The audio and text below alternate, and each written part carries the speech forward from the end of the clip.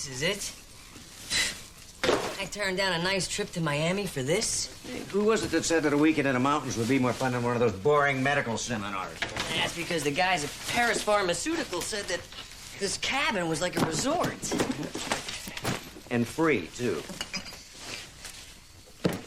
Light beer? You only brought light beer? Hey, looking out for you. Hey, well, why don't you watch out for some firewood and light a fire while I drive back to town and get some real beer. You can light a fire, can't you? Yeah, I know how to light a fire. I've seen every Robinson Crusoe movie ever made, even the one on Mars. Mr. Light Beer. If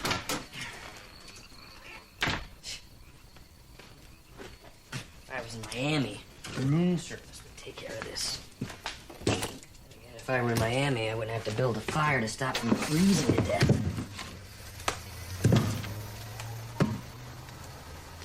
Matches. In Miami, they have matches. Hello.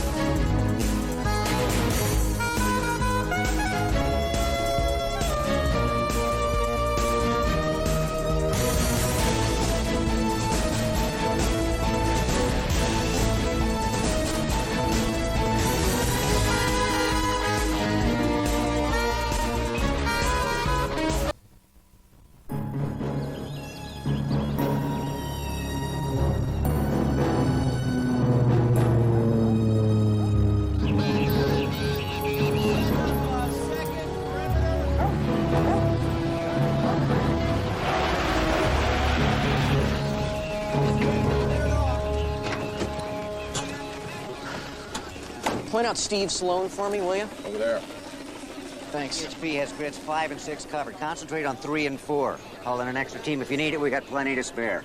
Hey, you get so many guys up there, they're probably bumping into each other. And you are? Gary Barton. I'm the district ranger. I'm the guy who organizes rescue efforts up here. Your office said you were up at Kings Canyon fighting a forest fire. Yeah, and I had half as many people working on that situation. You know, you called in everybody but the Coast Guard for one hiker who's been missing less than a day? First of all, Jesse Travis wouldn't hike outside of Venice Beach alone. He's not exactly the Daniel Boone type. Well, maybe he wasn't thinking clearly. Maybe he had a couple too many beers, started to miss his girlfriend. Maybe he went home. He's not a heavy drinker. His girlfriend is in Europe, and if he wanted to go home, he had to wait till I got back. Now, we finished here? Not until I hear something that makes sense. Why the urgency? Did you find any blood? Any signs of forced entry? Anything at all to suggest foul play? Not yet. Then tell me why I shouldn't send half these people home. When I left Jesse last night, he was cold, tired, and hungry. All he wanted to do was get warm and relax. Now, how likely is it that he'd pack a fireplace with wood, then stroll off into the night without his jacket? It's not very likely. So why don't you just go fight a forest fire and leave us alone?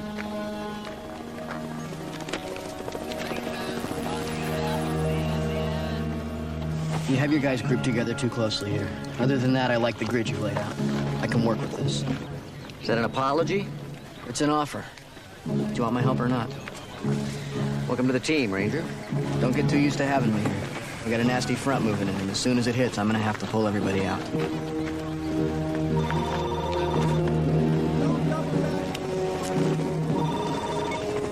Sloan here. Still no word? No, not yet. How about your end? Well, I talked to Jesse's neighbors, his landlady, all of his patients, and all of his friends I could track down. And he hasn't contacted any of them? No. Still no idea what happened to him? No, but I know what's going to happen if we don't find him soon. This is some of the roughest country in California, and it's going to get rougher if the weather changes. Listen, if you need more help, Amanda and I... No, you stay where you are. We already have more searches than we can coordinate. Besides, with a little luck, Jesse could still find his own way back to civilization. Yeah, and if he did, we'd be the first people he'd call. Well, let's hope.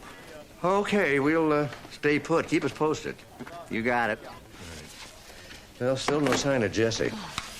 But don't worry, you know Steve. Oh, he won't stop until he finds him. He hasn't got any choice. He can't run Barbecue Bob's without him. And we can't run the ER without him either. I barely managed to round up enough residents to handle Jesse's next 3 shifts. Why, just because he works 65 hours a week? Along with conducting field trials on Devon Labs' new defibrillator. You never heard about that? No. I knew about Paris Pharmaceuticals. 2 studies at once? Where does he find the time? I guess when the rest of us are sleeping, it's got to be a brutal pace. I don't think Jesse sees it as brutal. I think he really thrives under pressure. You know, Mark, up until yesterday, I may have agreed with you, but what if Jesse didn't just wander off? Well, you think maybe he had some kind of a breakdown and ran away? I'd have a kind of a hard time accepting that. You know, he has been overextended. Well, we're all overextended. That's an occupational hazard. No, he's really been pushing it.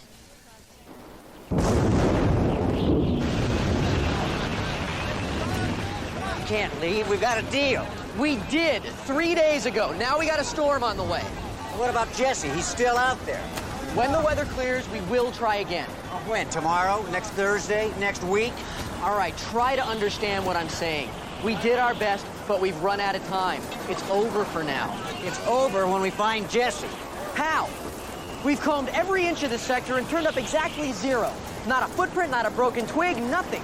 Even without this storm, I wouldn't know where to send my people next. What about here? We haven't searched this area yet. Cedar Lake Military Reservation? That's strictly off limits. What, even for the Forest Service?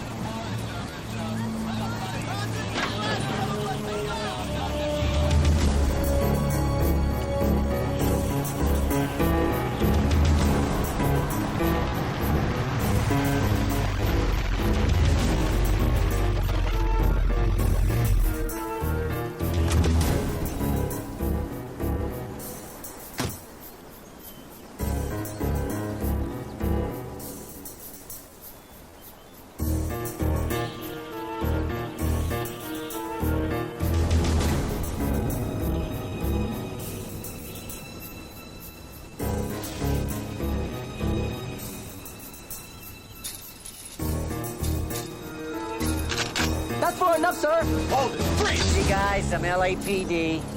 All right, let's see some ID.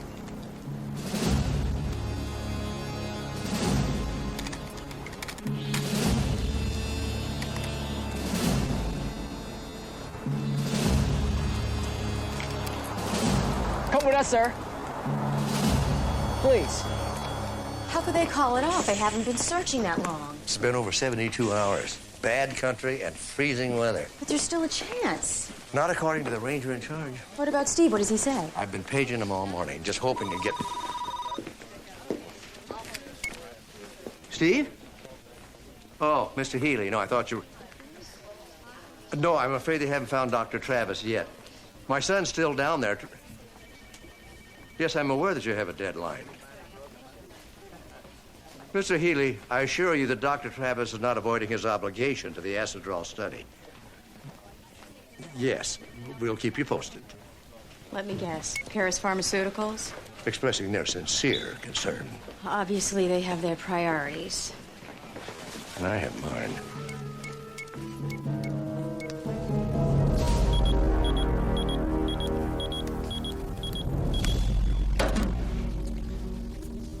What is your name?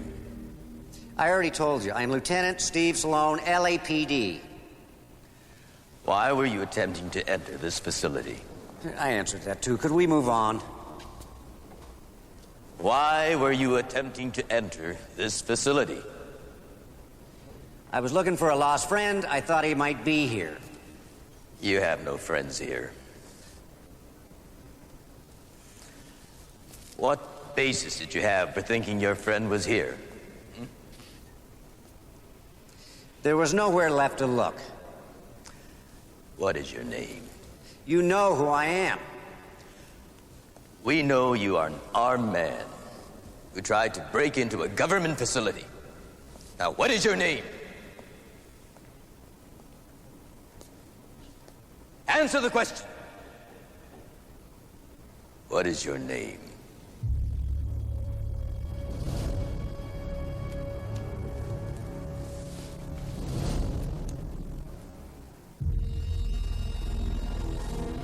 He's been cleared by risk assessment.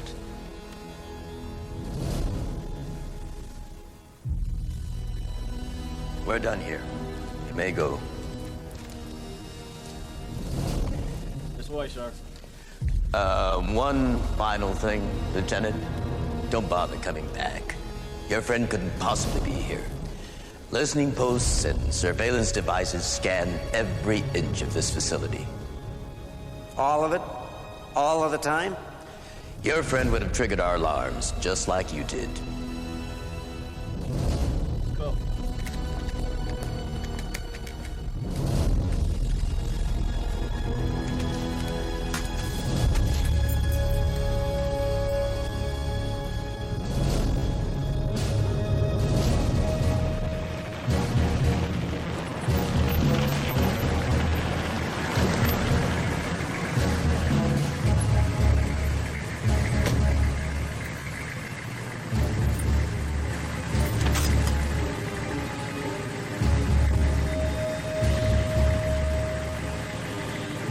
I believe this is also yours, sir.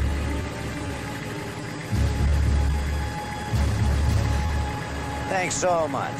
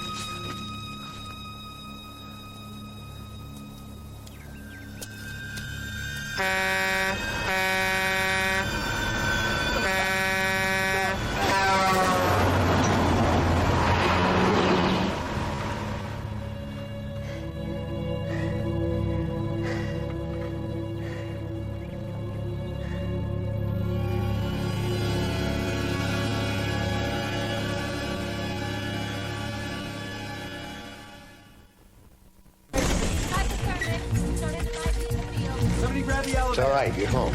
Everything's gonna be fine, Jesse. Jesse, what happened to you? What happened? We've been looking for you. Why did you leave the cabin? How did you get to Utah? Utah. The highway patrol found you outside of Ogden. You've been missing for 5 days. What's the last thing you remember? You left me.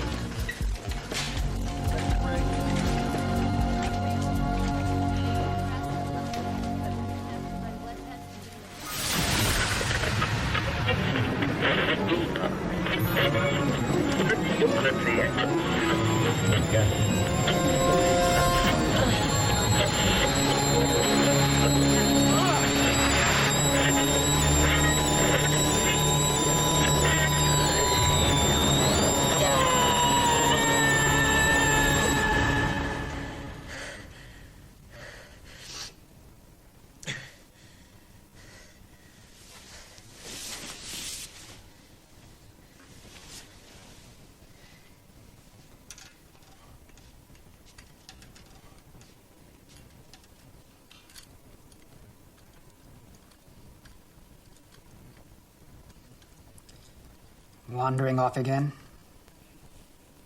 How's that?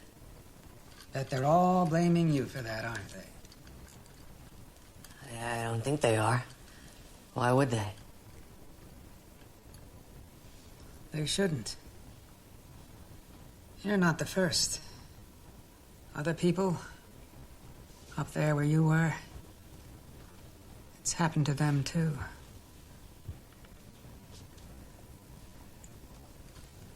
Do I know you? Forget me. This is about you and what you're going through. Because if you're missing a block of time, if you have strange marks on your body, well, it's all part of the pattern. The only pattern I see is that you got a hold of my medical records.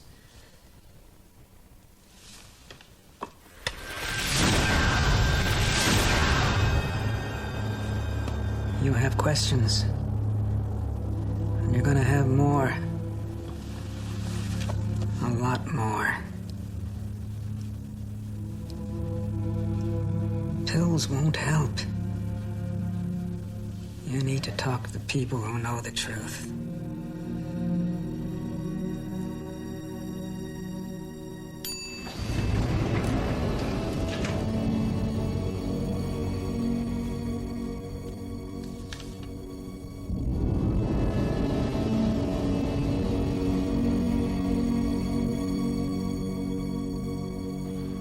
I didn't think he was hurt that badly. He wasn't. But traumatic memory loss can be caused by something other than the bump on the head. Emotional stress, for one thing. So, what do we do now? How can we help him get his memory back? Well, some single words work sometimes. An image might be able to trigger it. Which means we have got to find out what happened to him in the last 5 days. Well, I faxed his picture to every airport, bus station, and train terminal between here and Ogden. Nobody remembers seeing him. What about his wallet? It's still missing. None of his credit cards have been used, not since before he disappeared. If you've got any suggestions, I'd love to hear them. How about finding Jesse? Again. Apparently he checked himself out of the hospital. If you don't care to go on... Oh, no, it's okay. Give me just a minute. Like I said, I was alone. My husband was working late. It started a little past midnight. First, the lights flickered. Yes. And then it started shaking. Like an earthquake. Then I saw this bright glow. And it came in through the windows, and it was the same for me. And it lit everything like day. Yes, and then I heard sounds. Like something in the sky. Something big. Yes. Then the door opened. And I saw them. Were they the tall, thin ones or the short ones? Tall. The aliens everybody calls the Greys. Excuse me. The meeting's just started. I'm in the wrong place. I'm sorry. Oh, I see. You mean you're not one of these nutcases? No, I just don't belong here. I wasn't grabbed by aliens. I just got lost. Denial. That's usually the first thing. You don't know what I'm going through. No one does. Then anger. You see, that always comes next. Look, we know you're afraid. We know the pain and fear because it's happened to all of us. The nightmares, they won't just end. They keep coming back. In fact, they get worse. You want it to stop? You have to talk it out.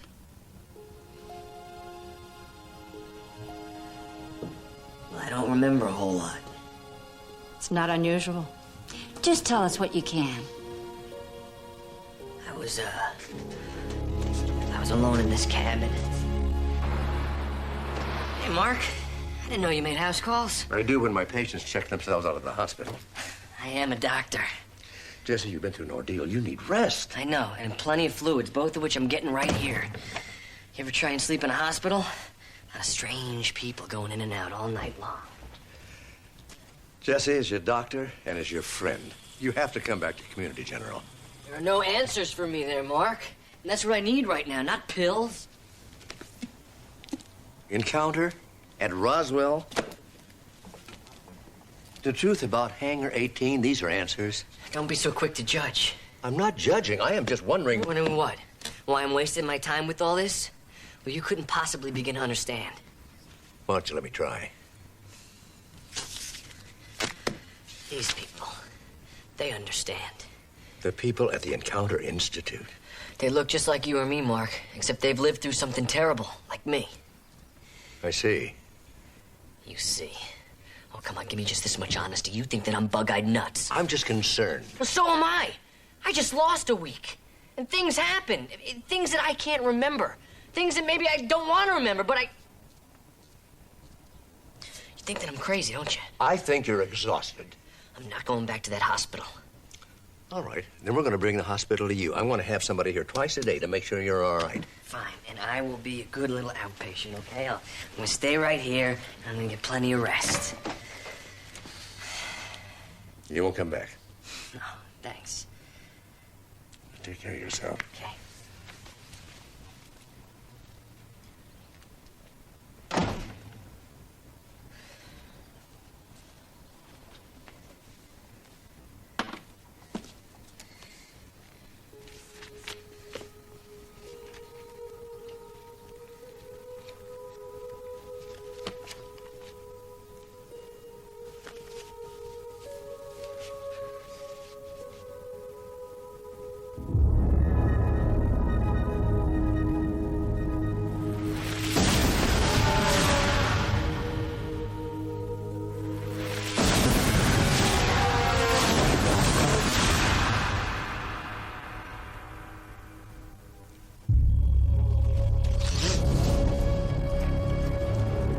Dr. Travis, we need to talk.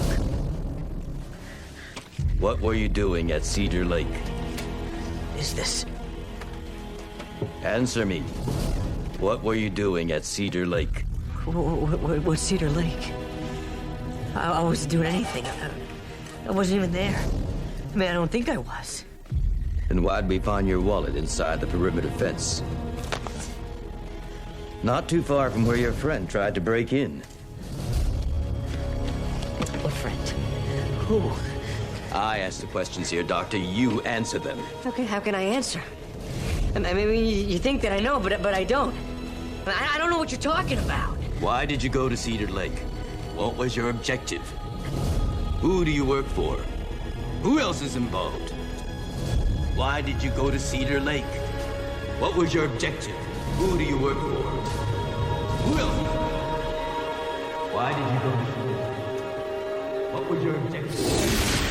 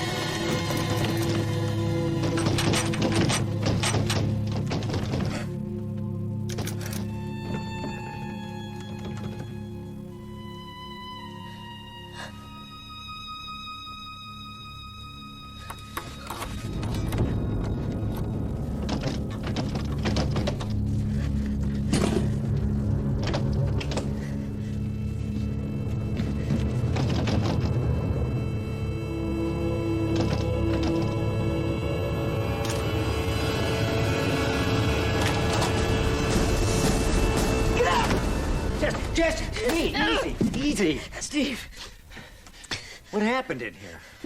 they were here. Did you see them outside? Them? They broke in last night, and they tore up my whole apartment, and then they started asking me all these questions, but I couldn't hear them. You know, I couldn't hear them. Jesse, you're not being coherent exactly. I'm not incoherent. I'm just not saying what I mean very well.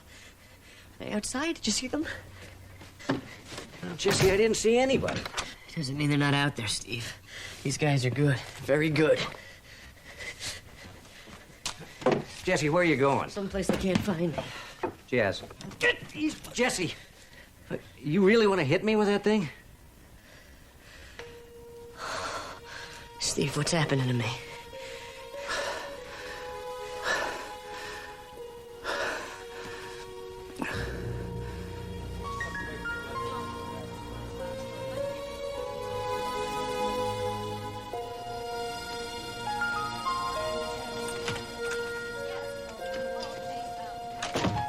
What have you found out about these Cedar Lake people he's so worried about? And for the record, there is no base at Cedar Lake. Wait a minute, you were there. Now, off the record, it's an ultra-top secret R&D facility. Oh, Pentagon refuses to confirm or deny, I see. I'm having trouble seeing Jesse's connection to this thing. Well, if there is one, I intend to find it. And on my turf this time. Hi, how's he doing? Oh, a little better. Look, I'd like to run a full toxic panel on him, just in case the CBC missed something. What about an MRI? The way he is, you'll have to tie him down. Yeah, he's right. He's still agitated. Well, we'll have to take it one procedure at a time. Right.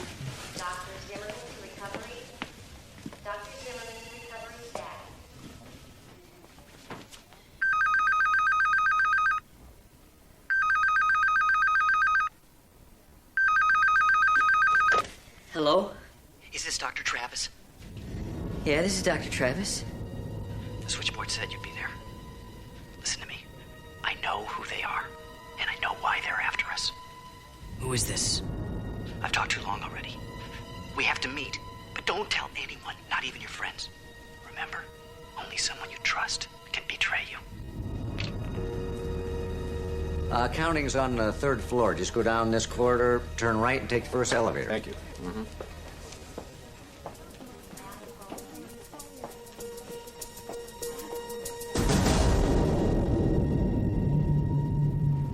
Hello? I'm here.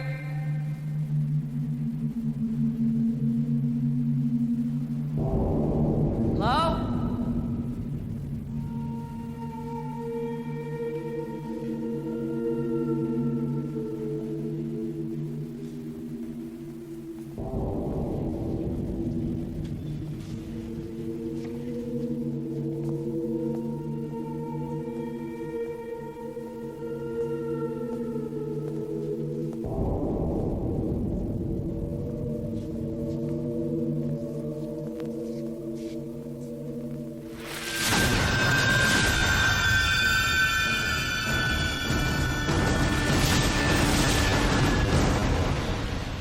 Were you followed?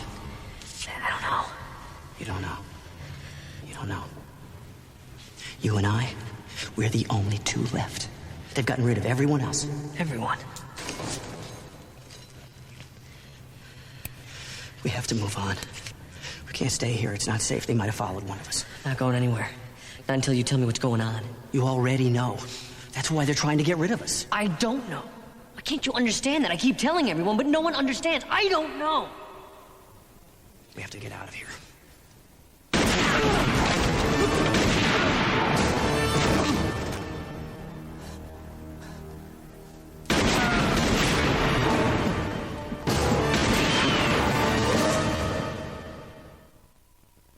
Oscar winner Holly Hunter tonight on CBS.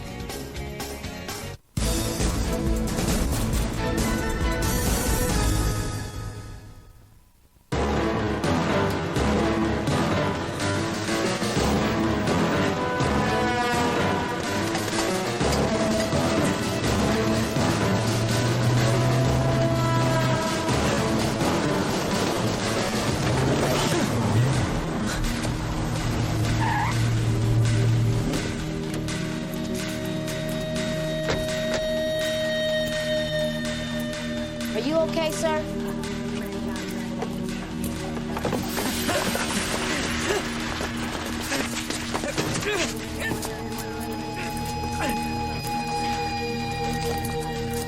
Dispatch, this is Patrol 10. Notify Lieutenant Sloan we have Dr. Jesse Travis in custody. We copy. We'll notify. We swept the whole building. There's no bodies, dead or otherwise. No trace of blood either. What's that supposed to mean? That this didn't happen? That I just imagined these splinters in my arm? I got them when they shot at me. Sir, you could have gotten those in the alley where we found you. Or on the street before that. You're covered with cuts and scrapes. I got them from the crates. The crates were right there. Yeah, we've checked every crate in the place. There's no bullet hits on any of them. I don't believe this. So you're not going to investigate? Jess, we're already investigating. What do you think all these people are doing? Building a case against me. No, sir. We're trying to just find evidence. And the best evidence we have is in your arm.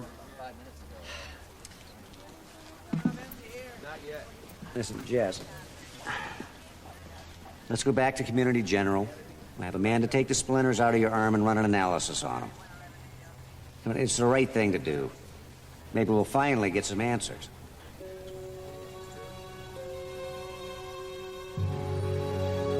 Mr. Healy, I don't understand why you say he's no longer credible. Dr. Travis is one of the... Please. This study is very important to him. Just postpone your decision a couple of days. That's absurd. Well, frankly, I don't much appreciate your tone either. You all right, Dad? Oh, I'm having a terrific day. Let me make it just a little more terrific. Oh, no.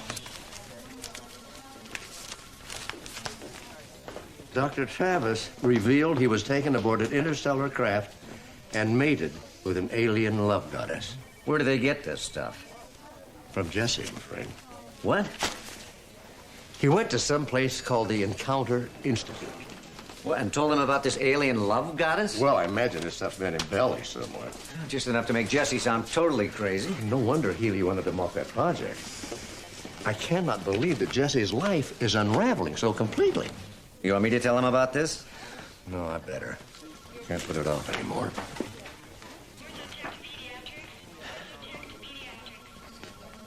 Why should I check myself in? Amanda took the splinters out of my arm. She has everything she needs, right? Jesse, please, let's just run a few tests. A full tox panel. No way. I have been poked and probed enough all the way from here to wherever. All right, let's set up a hypnosis session with Dr. Celeste. You want me to see a shrink? It may help you remember. Next thing you know, you're going to be penning me up in some psycho ward. Safe place? Think about it. If somebody's after you. If? What do you mean, if there's someone really after me? Jesse, if you don't admit yourself for treatment, then I don't have any choice. I cannot have you seeing patients in that condition. After all I've done for you, and after all the times I've stuck my neck out for you, now you're going to fire me? I'm not firing you. I'm suspending you until you get some sense. Yeah, well, thanks for the lesson in friendship. Wait. Well, what are you going to do, Mark? Lock me up for my own good? Well, you can't. It's the law. You better get that. It could be a member of your staff who still trusts you. They pulled him out of the LA River this afternoon. 2 9mm bullets in the chest. Obviously not a swimming accident. Yeah, and all these splinters across his upper body. They match the one on Jesse's arm? Right down to traces of the machine oil from where Jesse said the shooting took place. You know, according to this, he was apparently homeless. No ID, ragged clothes. Reeking of cheap alcohol. But how many winos do you know with perfectly capped teeth, manicured nails? Well, do you think somebody tried to make this guy look like a transient? So nobody would be in any hurry to identify him. Yes, I do. But why? What possible connection could he have to Jesse's abduction? Well, I don't think some space alien zapped him.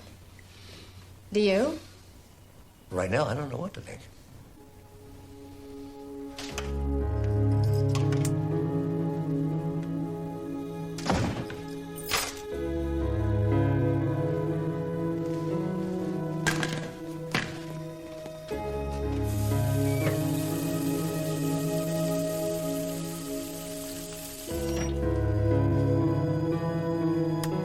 Stay away from the window.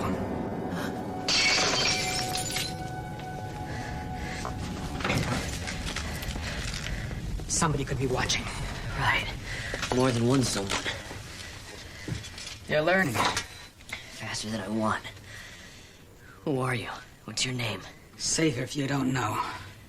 For both of us. Understand? Yes, I understand. It's safer. I just don't know why they're after me. You know. You know, you're just like the guy at the warehouse. You think I have all the answers. You do know, Jesse. You were right there. What did you see?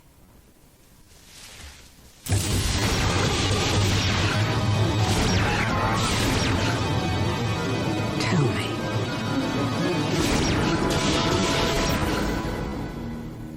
Aliens. It's about alien abductions and the government covering them up. So, now you're one of us. The select few who know the truth. It is the truth, isn't it? We need to leave. I got a hole to hide in. What about you? No, nowhere. Not anymore. Because you don't know which of your friends are dupes and which ones are part of the conspiracy. Right, I'm afraid they all might be part of it. Come on, think about it. Someplace isolated and deserted, What's the last place they think they'll look? There was this cabin in the mountains. Sounds good. Yeah. Oh, no. Dump the electronics. Pagers, watches, cell phones. Any of them could contain a tracking device. If they do find you, you may need this. I'm a doctor. I can't. You have no patients anymore. No friends either. Trust nobody. It's you or them.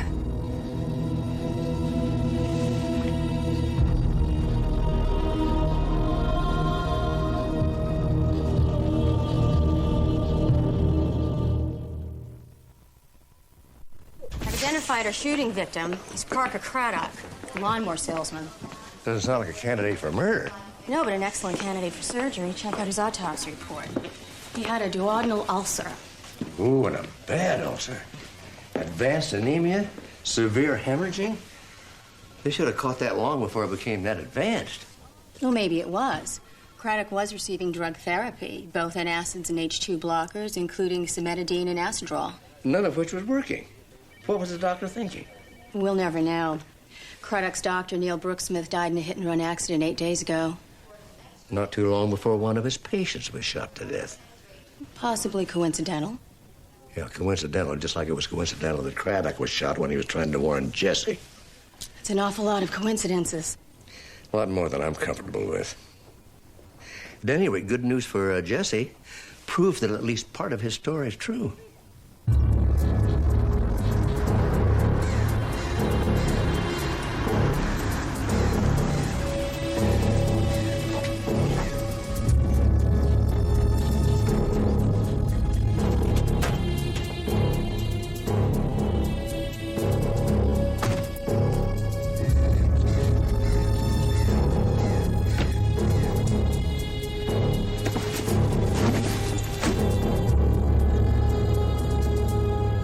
Jesse wouldn't leave this. His father gave him this watch. It's not like him at all. None of this is. You know, there's one thing we haven't considered. Given the demands of Jesse's schedule lately, he wouldn't be the first physician to turn to drugs. You know, you're exactly right. All of his symptoms are exactly like chronic drug use. Mm-hmm.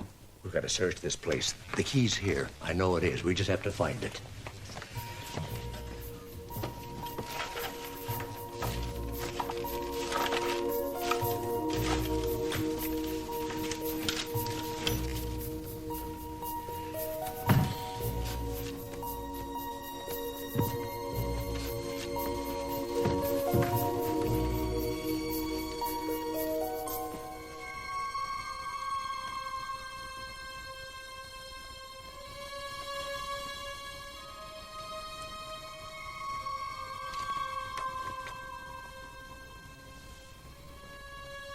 Mark? Yeah. I found something. It's not drugs, but it's definitely something. So have I. I found a listening device. I put it under a pillow. Somehow I don't think this should be here. Wow. This looks like a time release mechanism. Mm-hmm. Jesse's being poisoned? Mm-hmm. And judging from his constant thirst, my guess is hyoscyamine or scopolamine. 2 drugs that would never show up in a standard blood test. Every time he took a drink of water, he got dosed again. Which explains his irrational behavior when he'd come home. You know, I knew that Jesse would never willingly take drugs. They had to do it this way to get to him. But why? Who would do this? You know, Jesse's parka and all of his camping gear was here because Steve brought it back from the camp for him. They're gone. Jesse ran away again? Not away. Back. To the cabin? Of course. Call Steve and tell him to meet me there.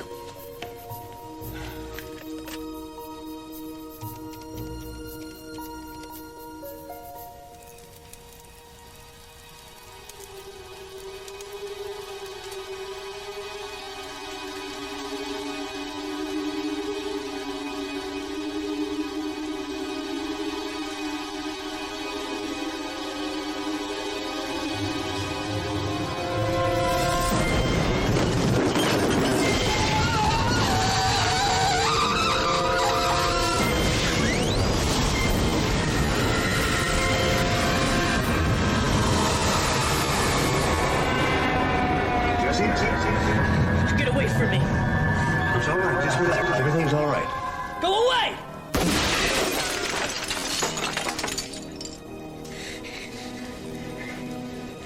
Now, what you're going through must be horrible, Jesse. Overwhelming anxiety, hallucinations, visions. You can't understand what I'm feeling.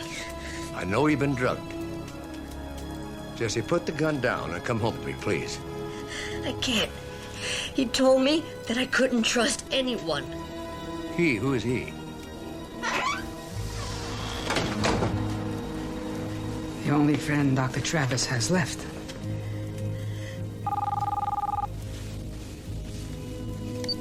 Hello? Dad, I'm still halfway down the mountain. A rock slide has blocked the road up to the cabin and... Imagine that. The road's blocked. Well, you're obviously a man of many talents. You can block roads, arrange alien abductions, and commit murder. Think, Jesse. Why would I do any of that? You do it for your employers, Paris Pharmaceuticals. This is their cabin, isn't it? And that's the gun you used on Craddock, just as he was about to tell Jesse the truth. You can't trust anything he says. He's a part of all this. Jesse, I'm your friend. I've always been. Now, you know that. You're lying. You don't care about me. Then why am I here? I could have stayed away, but I didn't. I knew you needed me. Mark.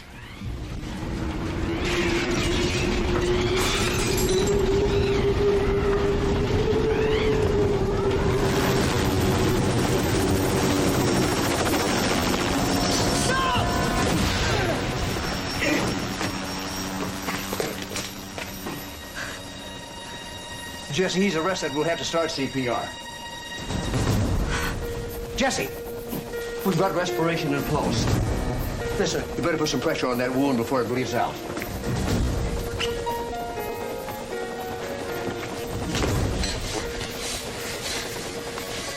Shut up. And now you're keeping him alive. Not to mention saving my life. Oh, good timing. We need your helicopter to get this man to a hospital. You do want to find out how he managed to plant Jesse's wallet on your vase, don't you? All right. I'm beginning to think you expected this. Well, I admit I was kind of using you as a backup plan in case Steve got detained. I figured that your little listening post at Cedar Lakes would probably pick up our broadcast. And then I knew, of course, that you wouldn't be able to resist investigating. I don't like being manipulated. Well, would you feel happier if I promised never to do it again?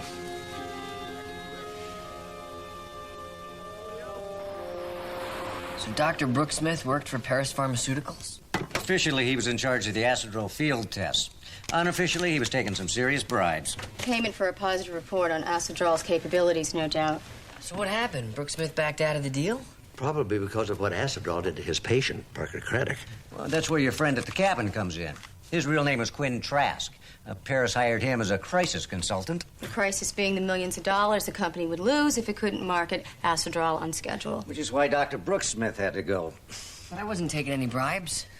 No, but you were filing negative and potentially very damaging test results. Well, then why didn't Trask kill me like Brooksmith? Well, 2 dead doctors would have drawn attention, so he decided to destroy your credibility. By staging your abduction and putting the UFO scenario in your mind, it was an elaborate scheme. Yeah, no kidding. That must have cost a fortune. Rigging the cabin like that with all the special effects. Not to mention drugging you and keeping you a prisoner for 5 days. You know, I think you have had enough excitement for one day. See you tomorrow, Jesse. Jess. Oh, hey. See you.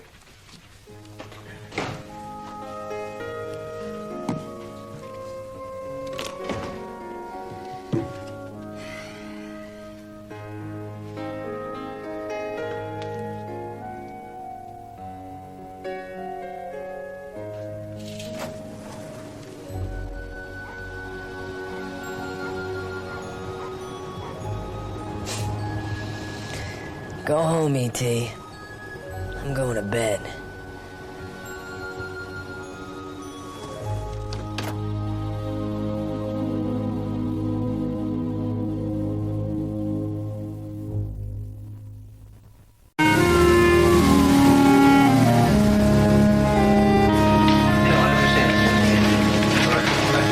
my name, Bendix. Oh, right. Okay. Excuse me, miss. Could I have your name, please? Belinda Gilroy. Why? Bendix! Here! Oh, could I get your name, son? Jerry Royce. All right. What's this all about?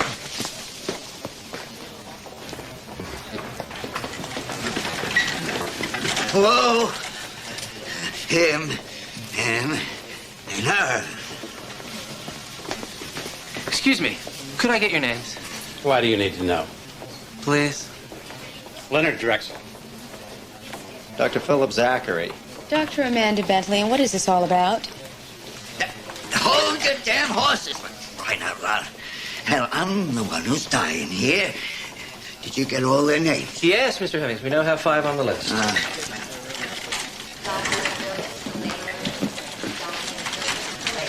We'll take it from here. They got Boy Scouts performing surgery these days? Sorry, What's your name? Jesse Travis. Dr. Jesse Travis. I'm making an even half dozen. My money's on this little baby face.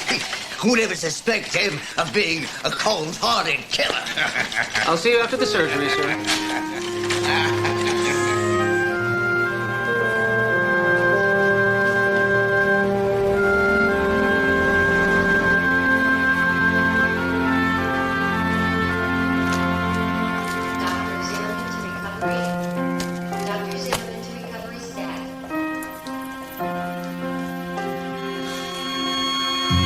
Give me the paddle. Clear. Charge 300. Charge 300. Clear.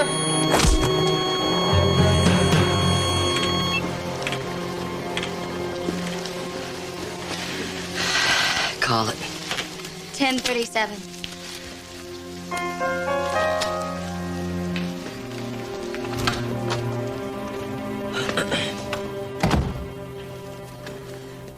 I'm terribly sorry. We did everything we could, but I'm afraid we lost your friend. Congratulations, Dr. Travis. I beg your pardon? Oh, I'm sorry. I'm getting ahead of myself here. I said that, your friend died. Oh, Mr. Hemmings was not my friend. He was my client. Mr. Hemmings had no friends. It's not my intention to speak ill of the dead. I'm merely, stating a fact. That's why he chose to leave his fortune to strangers, one of whom is you. I'm in his will? Oh, indeed you are, yes. Along with Jerry Royce, Belinda Gilroy, Dr. Philip Zachary, Leonard Drexel, and Amanda Bentley. Amanda's in it, too? I don't know how much it comes to, but I can only assume it's a sizable sum. Mr. Hemmings always lived extremely well. That's weird. The guy leaves all his money to 6 strangers? Yes, well, that's the sticking point, isn't it? You see, under the terms of Mr. Hemmings' will, only 1 of 6 will inherit. And the rest of us? You'll be dead.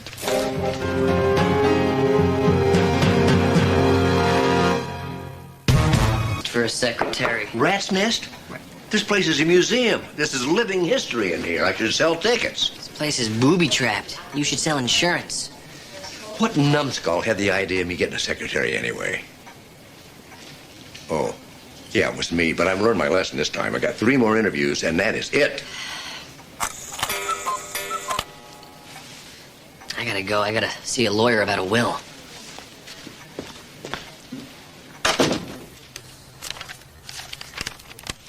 Mr. Oscar Hemmings, your benefactor. Oh, odd calling him that. If ever there was a less beneficent man than the late Mr. Hemmings, I've certainly... How much? How much did he leave us? I have a class to get to. Unless now I'm so rich, I don't have to worry about such things. The more important question at this point is not how much he left you, but in what form. What does that mean? Sorry. Mr. Hemmings was a misanthrope, a cynic, a man who'd soured on the human race long before, some of you were born. When the time came to draw up his will, knowing that Mr. Hemmings had never married, I suggested that he leave his fortune to charity. But I should have guessed, he despised charities. Didn't he have any relatives? Well, he thought he might have a distant cousin or two, but he held relatives in even greater disdain than he did charities. Why did he leave it to us? Well, actually, he didn't. He left it to only one of you. The survivor. In short, he left his entire estate in the form of a tontine. A what? A tontine is a form of legacy devised by an Italian banker by the name of Lorenzo Tanti, whereby only the participant, who is the final survivor, actually inherits anything. How did Mr. Hemmings gain his wealth in the first place? Animal traps. Makes sense. Why would he do something like this? Well, feeling as he did about the human race, Mr. Hemmings was certain that as soon as a group of people realized only one of them would be getting their hands on his money, well, that they would start killing each other off. That's stupid. Obviously, the last man left standing is the killer. I'm sorry I never got to know the old guy. I think we might have gotten along. I thought all wills began being of sound mind. I think it's what the rich call being eccentric. I don't care what they call it. Please take my name off the tontine at once. Oh, I'm afraid that's not possible, Dr. Bentley. I have no authority to alter the terms of the tontine. But of course, if you should inherit, there are no restrictions on how the money is to be spent. You're perfectly free to give it all to charity. That is, if you can sidestep the electric chair. I say, let the games begin. According to this resume, you don't seem to have any secretarial skills, Mr. Hobson. Such as? Typing, shorthand, filing. I can make coffee. Plus, the important thing is I'll work cheap. Well, I'm afraid that isn't the question here. You see, Doc, I got connections at all the tabloids. What I really need here is a base of operations. I beg your pardon? Working at Community General, I'll be in the know every time a celebrity comes in for a nose job, a tummy tuck, or suffering from a drug overdose. Get out. You got the wrong idea. No one ever accused Dwayne Hobson of being greedy. I'm talking 50-50, and I'm talking some serious money. Best of all, it all goes unreported, so the IRS... Out. When you say out, do you mean out? Or is that a negotiating ploy? And the next one was even worse. That's hard to believe. Picture of a female Don Knotts. Her name was Mrs. Krause. And she started out by informing me she doesn't work nights or weekends. And I said that'd be fine. Then she went on to say that she didn't work on any day that started with a T. Tuesdays and Thursdays. Yes. And when I asked her why, she said she was not at liberty to tell me. And when I said why, she zipped her lips.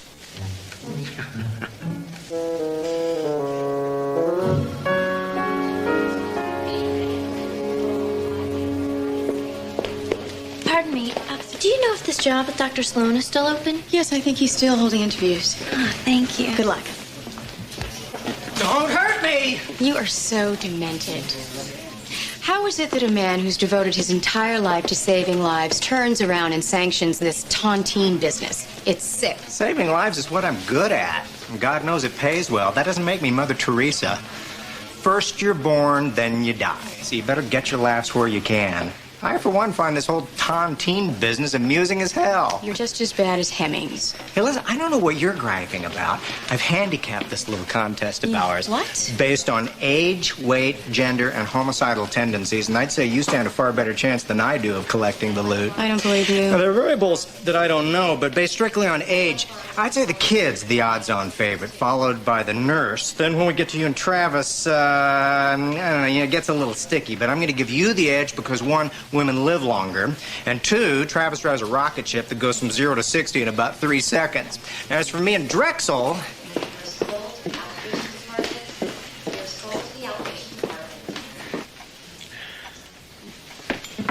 Hey, are you kidding? You don't bowl. Well, I might learn. It's good exercise. Yeah, so I've heard.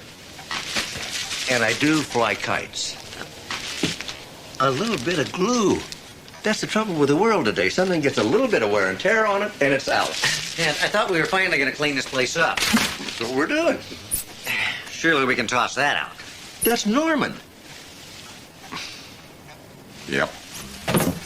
So, how's the hunt for the new secretary going? Come in. Pardon me, are you Dr. Sloan? Yes, come on in. Are you still looking for a secretary? Well, I was. I'm too late. You've hired someone. No, he hasn't. Well, actually, I had kind of decided maybe I didn't need a secretary. Oh. Well, that was only because the search had become hopeless, right, Dad? Have you met your agent, my son, Steve?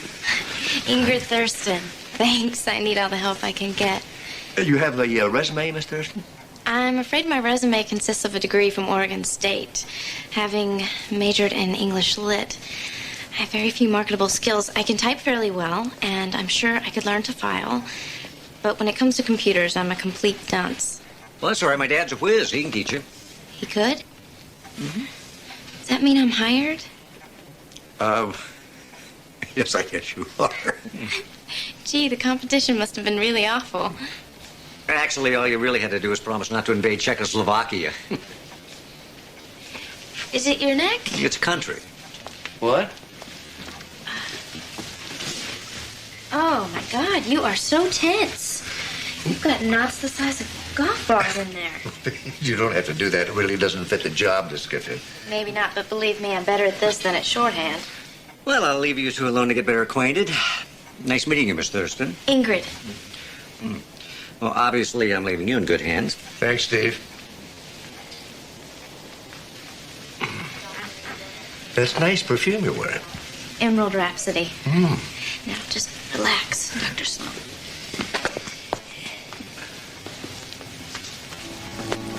Ooh.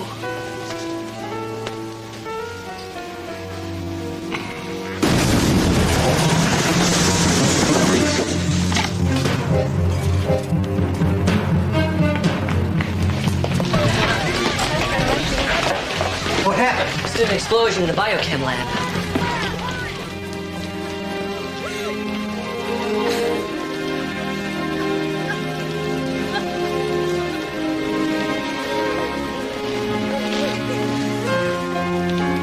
Well, such a large explosion. It's amazing only one person died. You don't think it's strange that one person was Jerry Royce? I mean, there is such a thing as bad luck. His bad luck began when that crackpot put him in his will.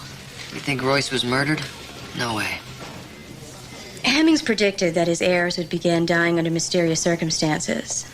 Well, man, if you're trying to scare me, it's not working. So you figure it's a coincidence? I just think that we should wait to see what the arson investigators say.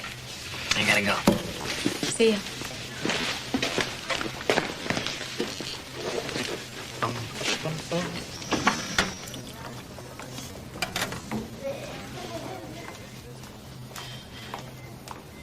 Is that possibly the faint aroma of burnt almond? Oh, what the heck? You only live once.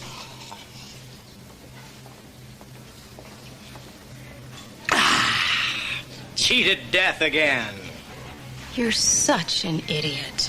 Hey, I don't know why you're getting your pantyhose into a knot. After all, with young Royce out of the way, you moved up a rung. According to my calculations, you're definitely no worse than third.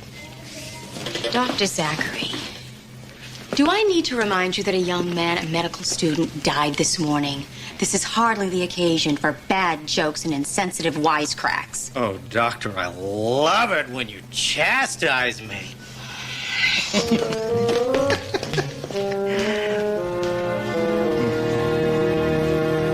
Dr. Sloan. You're just the man I wanted to see. Mr. Drexel, what can I do for you? You can tell me the truth. How long before you kick my wife out of this hospital?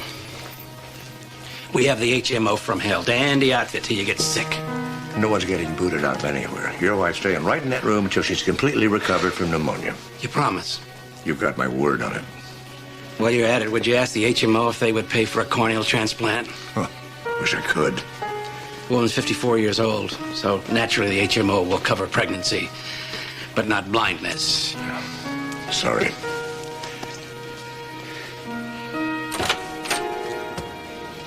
Hi, Jesse. Hi, Mark. Steve, you do realize your dad is not like the other dads. Hey, more refreshing than a nap. Hey. Dad, Norma's getting awful lonely in there. But a lot of this stuff is one of a kind, very valuable, and someday it's going to be yours. Ooh. What's the word on the explosion? Well, according to the preliminary reports, it was an accident. Well, proving the tontine isn't all bad, I've got a date with Belinda. Yeah. Belinda? Belinda Gilroy. She's one of the heirs. She works in the OR, and I never noticed her until now. She's gorgeous. And just what the two heirs do on a date. What do you think? We go to Barbecue Bob's. It's Monday. We're closed. Yeah, exactly. Women go nuts over guys that cook for them. Am I right about that? Absolutely. Don't forget candles. Candles. That's nice. Good touch. Huh? Oh, Jess, one piece of advice. Advice? You're giving me advice. When you finish dinner, don't automatically hand her the check. You're never gonna let me live that down, are you? Once I took up with Herman and became a motorcycle mama with the road vipers, my folks disowned me. Typical. You were a motorcycle mama. Just for a few years. How'd you become a nurse? Well, I was coming up for sentencing, and the judge said to me... Sentencing? You know cops. They take one look at your tattoos and they think they know a person. Tattoos. Oh, you want to see them? No. I mean, let me just clean up. I'm gonna clean up. Are you sure I can't tempt you? No, I better not. I'm on call. Oh. Who'd have guessed I'd wind up dating some fancy doctor? Whew. If the road vipers could see me now. Hurry back, sweetie. I've never done it in a barbecue joint before. Oh, yes, I did. But not in California.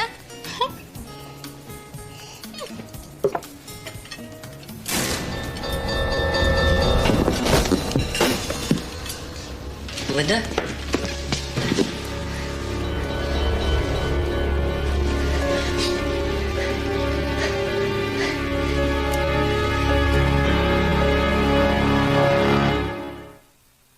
Poisoned. We ate the same thing. It was the wine. That's impossible. I bought that wine yesterday when I bought the candles. Where did you keep it? In my locker. Locked up. The only time it wasn't locked is when it was next to me in my car on my way to the restaurant. Could there have been something wrong with the wine itself? Forensics found a tiny puncture mark in the foil and the cork. Looks like a hypodermic was used to introduce the lethal agent into the bottle. Lethal agent? Was it poison or wasn't it? Well, they're still checking on that. So far, they've only managed to eliminate the obvious ones. I'm going to kill him. Dr. Zachary? Who else? I'm going to kill him.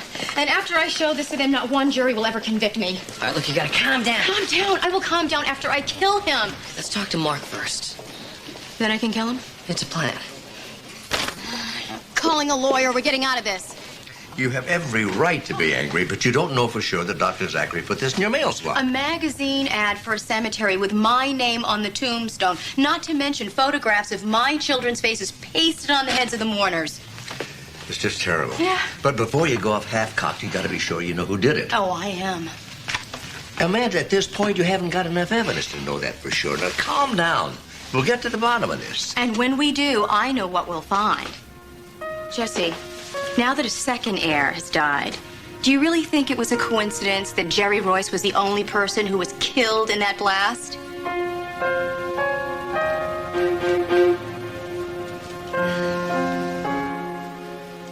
There's a lawyer for you. Can't even be on time for a meeting in his own damn office.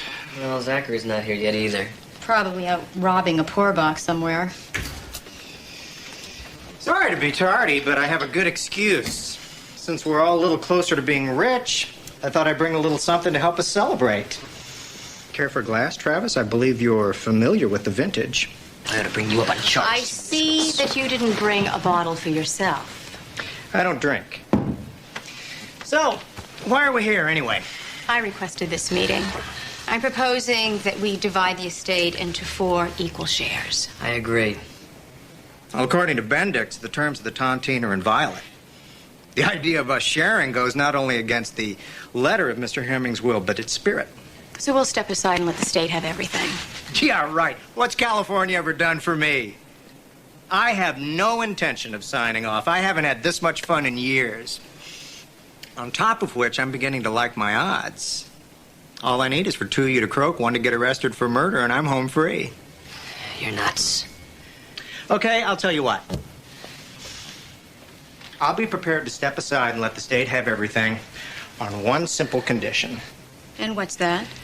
If Mr. Drexel agrees, I'll agree. Well, Mr. Drexel, how about it? What do you say? What's so funny? You and Travis are such a pair of goody-goodies. You think everybody's like you. Don't you realize Mr. Drexel has the best reason of all to kill us and claim the tontine? His wife needs a corneal transplant if she's ever going to see again. You have any idea how much one of those operations costs? So how about it, Mr. Drexel? You want to surrender your claim to the tontine? No.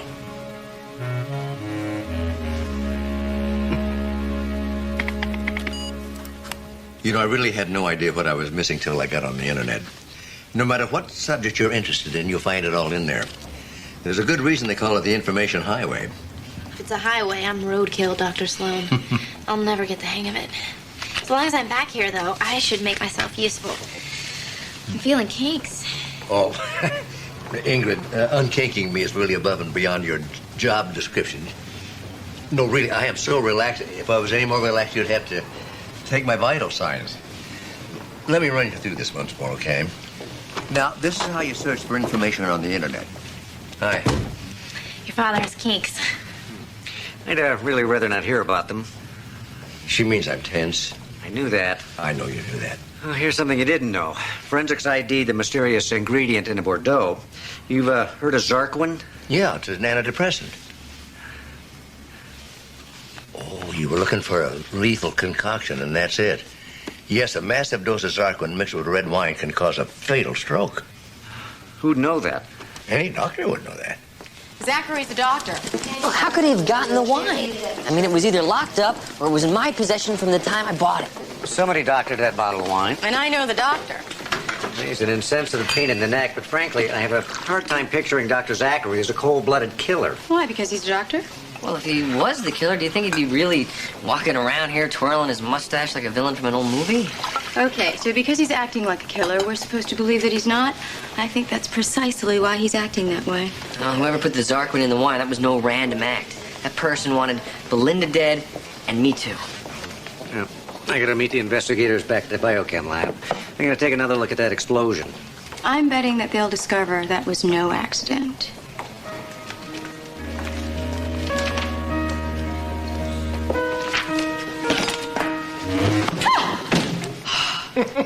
Are you totally insane? Lighten up. I'm bringing you up on charges, Zachary. I'm going to see to it that you lose your privileges to practice here at Community General. You know what your problem is, Bentley? No sense of humor. No sense of humor. No sense of humor.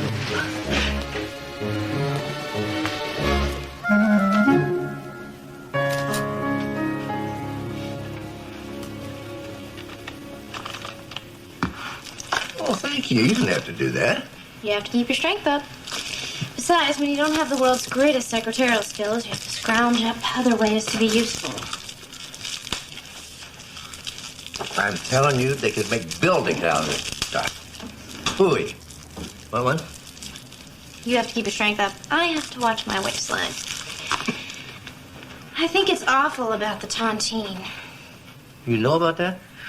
It's all the nurses are talking about. Somebody, I think Dr. Zachary, even started a hospital pool. That's terrible. Mark, may I have a word with... Oh, excuse me. Oh, Ingrid, could you excuse us a moment?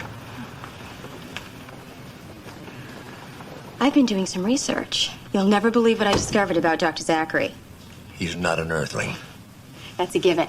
No, I discovered, thanks to Community General's computerized personnel files, that Dr. Zachary is a depressive. He has a prescription for Zarquin? Bingo. That's why he said he didn't drink when he brought the Bordeaux to the attorney's office. He knew all too well what would happen if he mixed wine with his Zarquin. I think it's time I had a little talk with Dr. Zachary.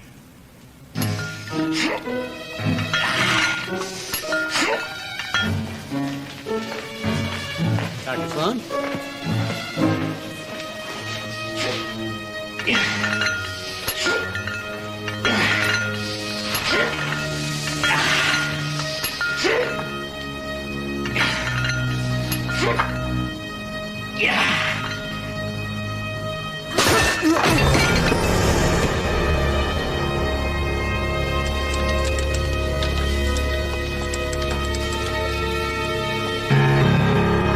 Dr. Zachary?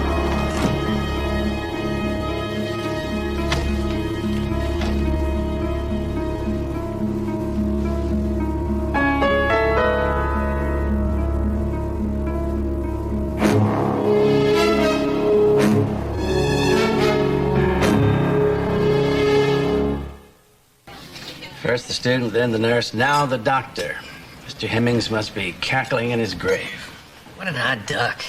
Imagine leaving all your money to 6 strangers. One stranger. 3 down and 3 of us left. 3 down, but that's as far as it's gonna go. From now on, you'll all be under police protection. Who do you think you're kidding? What do you mean? Doesn't take an Einstein to understand that I'm your #1 suspect. But it's just not true, Mr. Drexel. Of course it is. I'm the outsider here, and as Zachary pointed out, I'm the one whose wife needs an expensive operation. I'm not your killer, but I'd be a hypocrite if I didn't admit I'd trade your lives for my wife's eyesight. I won't be hard to track down, though. As usual, I'll be at Mary's bedside.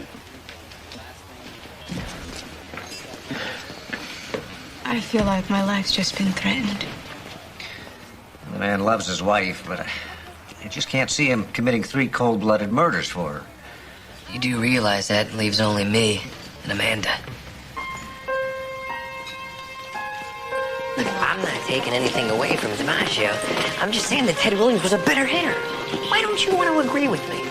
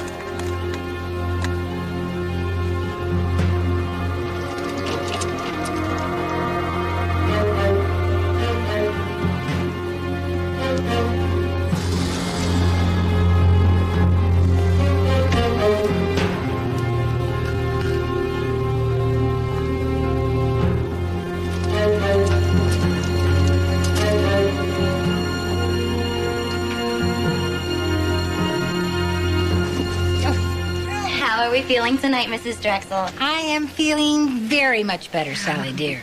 Oh, that's good. Here's your pills.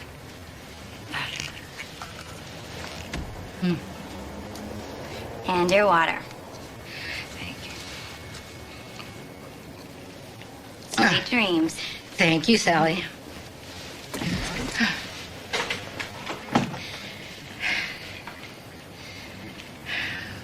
How are we feeling tonight? Where do they get off with this wee business? Oh, don't be such an old curmudgeon. Sally's a wonderful girl. I never get stuck with a Pollyanna like you. Just lucky, I guess. I had the nicest dream this afternoon while I was napping. Was I in it? Certainly you were in it. It's been one of them hot, sexy dreams. In those dreams, I'm afraid your part is played by Robert Mitchum. One of these days, remind me to tell you about me and Michelle Pfeiffer. She is young enough to be your daughter. Well, look who's talking. At least mine's still breathing. Oh. So tell me about your dream. Well, it was you and I in Yosemite Park. Our honeymoon. Yes. But in my dream, we weren't young. We were the same age as we are now. But we were hiking up to Big Falls. And it was as beautiful as ever. Wasn't that a lovely dream? Huh. You'll see those falls again, Mary. I promise. Sweetheart, don't make promises you can't keep. It's enough of a blessing that God lets the blind see in their dreams. What's the matter? Mary, what's the matter? Officer, get a nurse. My wife's having a seizure. Right.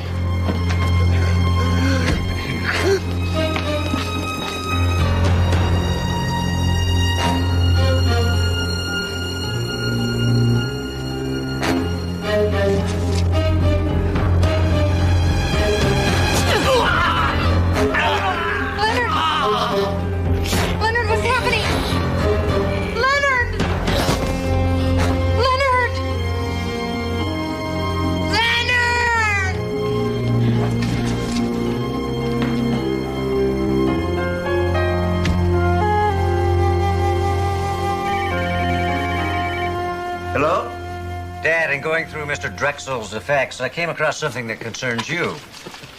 Seems that he too had a will. Miss Drexel? My son discovered 2 letters, signed and dated by your husband in the past few days. In one of them, he instructs that in the event of his death, the insurance should be used for your operation, and his corneas be used. And there's another letter here addressed to you. Would you like me to read it to you? Yes.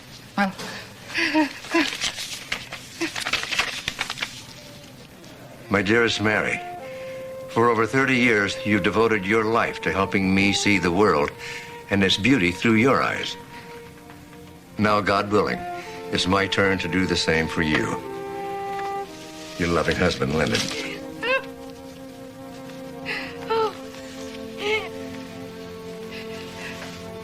Your husband loved you very much.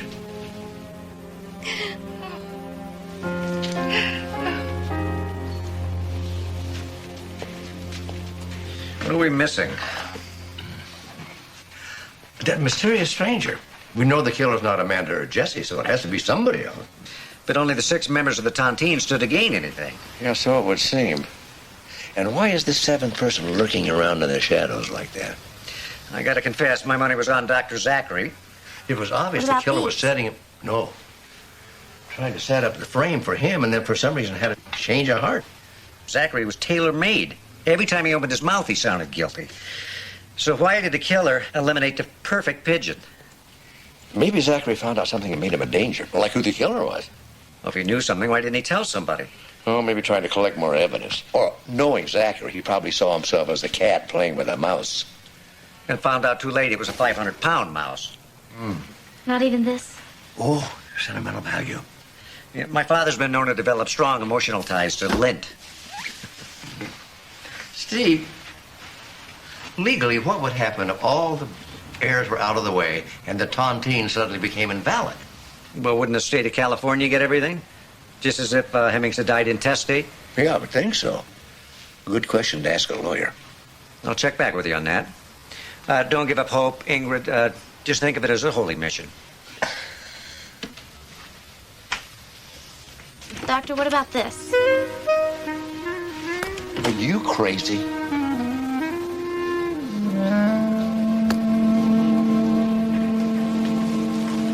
Hey, you need a hand with that? No, I can handle it.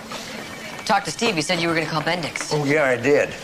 It seems if all the members of the tontine are ineligible to inherit because either they're dead or they're arrested for murder, then it's up to him to find Hemmings' blood relatives. He has some? Well, I guess he's not sure. He remembered that Hemmings made some reference to a second cousin once removed or first cousin twice removed something. Sort of reference. Well, he said Hemmings was off on one of his harangues about the human race with special emphasis on greedy relatives. What a sweetie. Does Bendix have any way of finding out who these mysterious relatives are? Bendix says that in the old days, he used to get a bunch of private eyes and send them out like bloodhounds. But he said now they do most of their searching on the internet.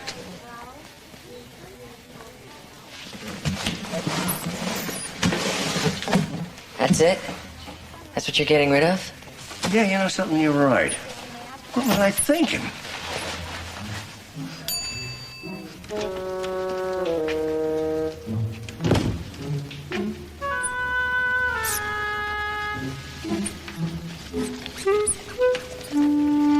It's better. Looking good, Armin.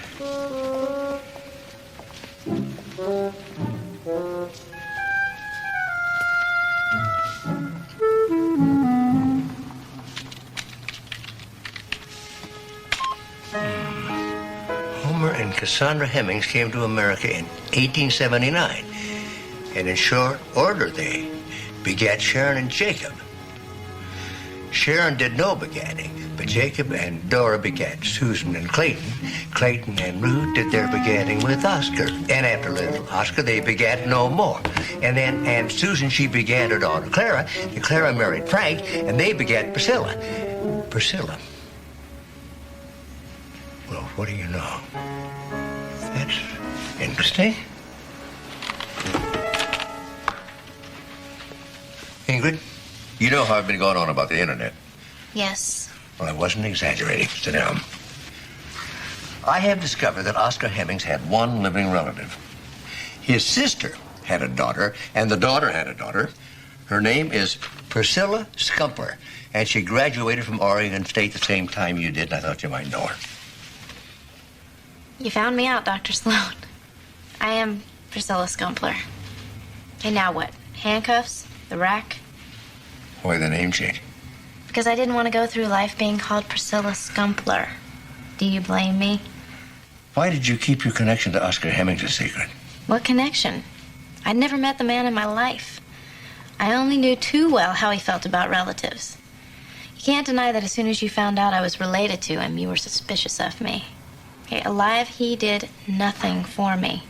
And dead, he's ruining my life.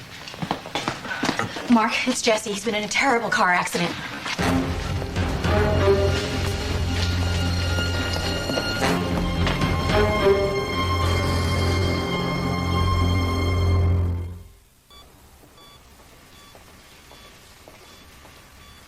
Can't help wondering.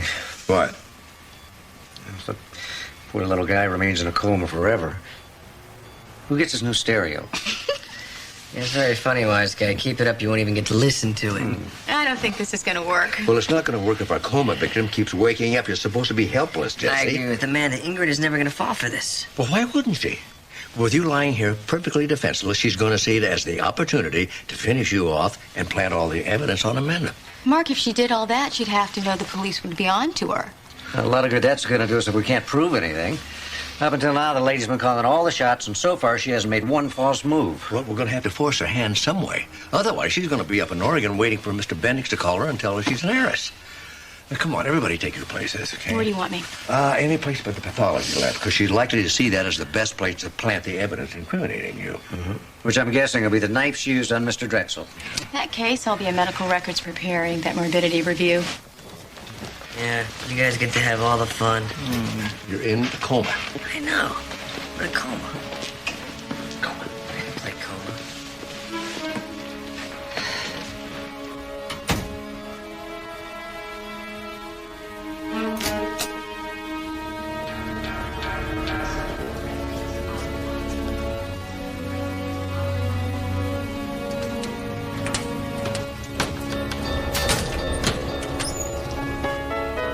I spy with my little eye.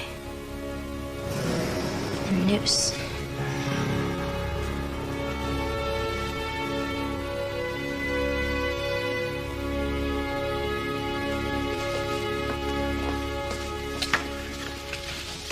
Excuse me, are you wearing Emerald Rhapsody? No. Have you seen my secretary Ingrid around? She's the one that sent me off on a wild goose chase. What do you mean? She told me that Dr. Stewart needed me up on the 5th floor. Not only didn't he need me, but he'd gone home hours ago. Is your secretary given to playing practical jokes? You know, this is unbelievable. I'm a grown man pretending to be in a coma. Oh, she's not. Amanda's in trouble.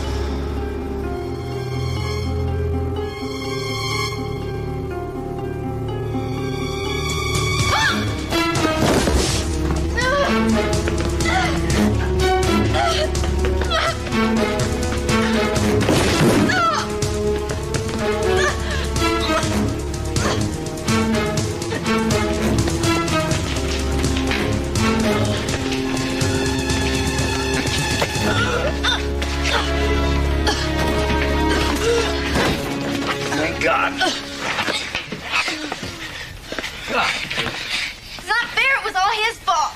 Whose fault? Hemmings, he's the one you should blame, not me. I was entitled to all of it. He was a lunatic. He was definitely weird, lady, but he's not the one that killed 4 innocent people. Ingrid Thurston, you're under arrest. No, it's a Priscilla Scumpler. Priscilla Scumpler. You're under arrest for the murder of Jerry Royce, Belinda Gilroy, Dr. Philip Zachary, and Leonard Drexel. The attempted murder of Amanda Bentley. Okay, at least you have to admit, Dr. Sloan, I give great massages. I think from now on I'll settle for a good shorthand. Thanks, Gus. No thanks necessary. Let's get you upstairs. Back in here. This is smooth. Hey! How can anybody go through $20 million? Well, I suppose Mr. Hemmings had very expensive tastes. And a lot of people have expensive tastes. You go out, you buy a nice car, an expensive watch, maybe a new set of golf clubs. You don't blow $20 million of my money. Oh, and how were you going to spend your money? You mean after I endowed a children's wing to Community General Hospital and donated millions to cancer research? Yes, St. Jesse, after all that. Big house, big yacht, and big women. Well, don't give up hope, because Mr. Hemmings did not die penniless. Yeah, thanks for reminding me that after taxes, his estate was worth $78. And 43 cents, which means the tontine is still in effect. Yeah, and what do you suppose it's going to be worth with compound interest after 50 or 60 years? Oh, I can't wait to find out. What do you mean, you? Well, it's that time. It's like being aware at your own birth. That's very well put. Oh, wait, please. Dear Lord, please let me see long enough to get to Yosemite Park, and I won't ask for anything more. Yosemite Park? It's where Leonard and I spent our honeymoon. He promised me that I'd be seeing it again. You will.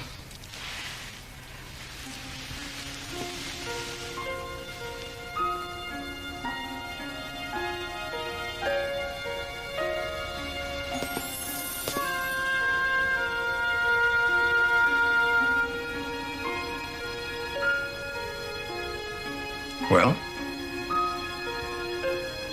You have beautiful eyes, Dr. Sloan. So do you, Mrs. Drexel. So do you.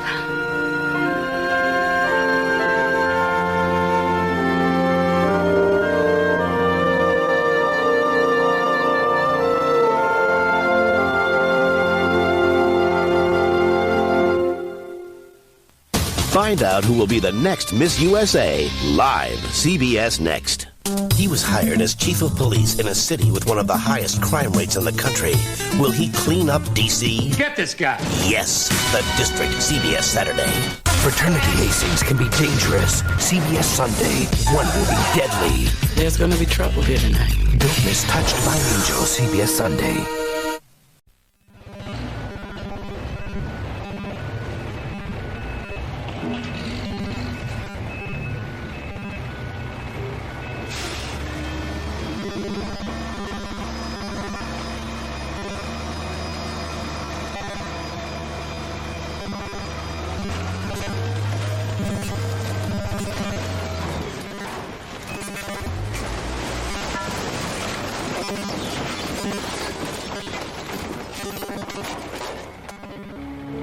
George! Come here.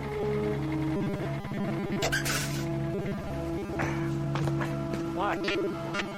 Look.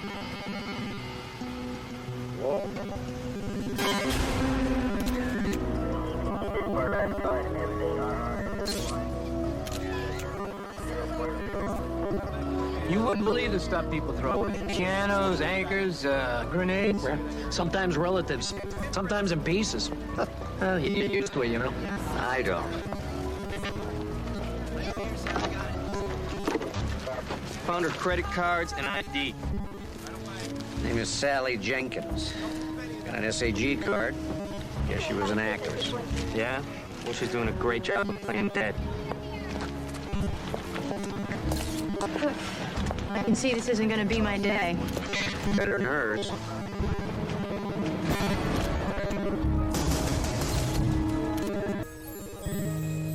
When I grow up, I want to be a very famous clown. and have the people laugh at me when the circus comes to town. I'll make them glad when they are sad. I'll chase away each frown. I'll honk my nose and tip my hat when the circus comes to town. And when you hear the old calliope, you watch me and you laugh. I'll jump like a seal and roll like a wheel and stretch my neck like a big giraffe. I hope you see me when I'm shown, when I become a clown. Next year when I am fully grown and the circus comes to town.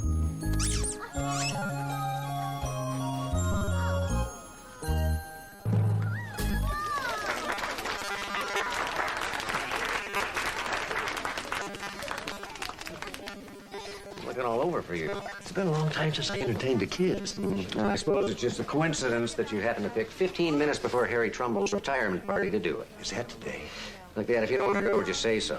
Why would I want to go? You didn't catch the clown killer? Oh, God, it was a long time ago. It's been years since that task force was disbanded. Doesn't mean it hasn't been eaten away at you both. Mark, I put it behind me. Well, maybe you have, but we both know Harry hasn't. Is that why you've been avoiding the party? You know, I was the last person to leave that task force 8 years ago, and we haven't spoken since. Kind of awkward time to start again. Or the best. Harry could use his friends right now. Hasn't got many left. Let's go. All right, holster your guns. We've got the man of the hour. Here is Harry Trumbull. Even a bullet in the throat couldn't keep him from achieving what most detectives dream of. He managed to milk one case for 15 years and keep himself off the streets. Harry Trumbull. Here. Thank you.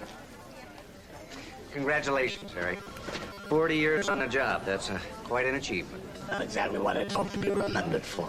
You taught a lot of homicide detectives how to do their job. That's not like this hit lasts a long time. You of all people should know exactly what I'm talking about. But then again, you've solved a lot of murders since then. Well, I've been locked away in my little room. Harry, you locked yourself away in that room. It's because the clown killer's still out there. Only now, no one will be looking for him. Harry, you did the best job you could do. It's time to put that behind you now. Enjoy your life a little bit. You always talked about going deep-sea fishing in Cabo. Do it. Oh, I talked about a lot of things. Talked about a wife, kids, grandchildren. You know what happened to that? I'm sure glad you invited me to come down here.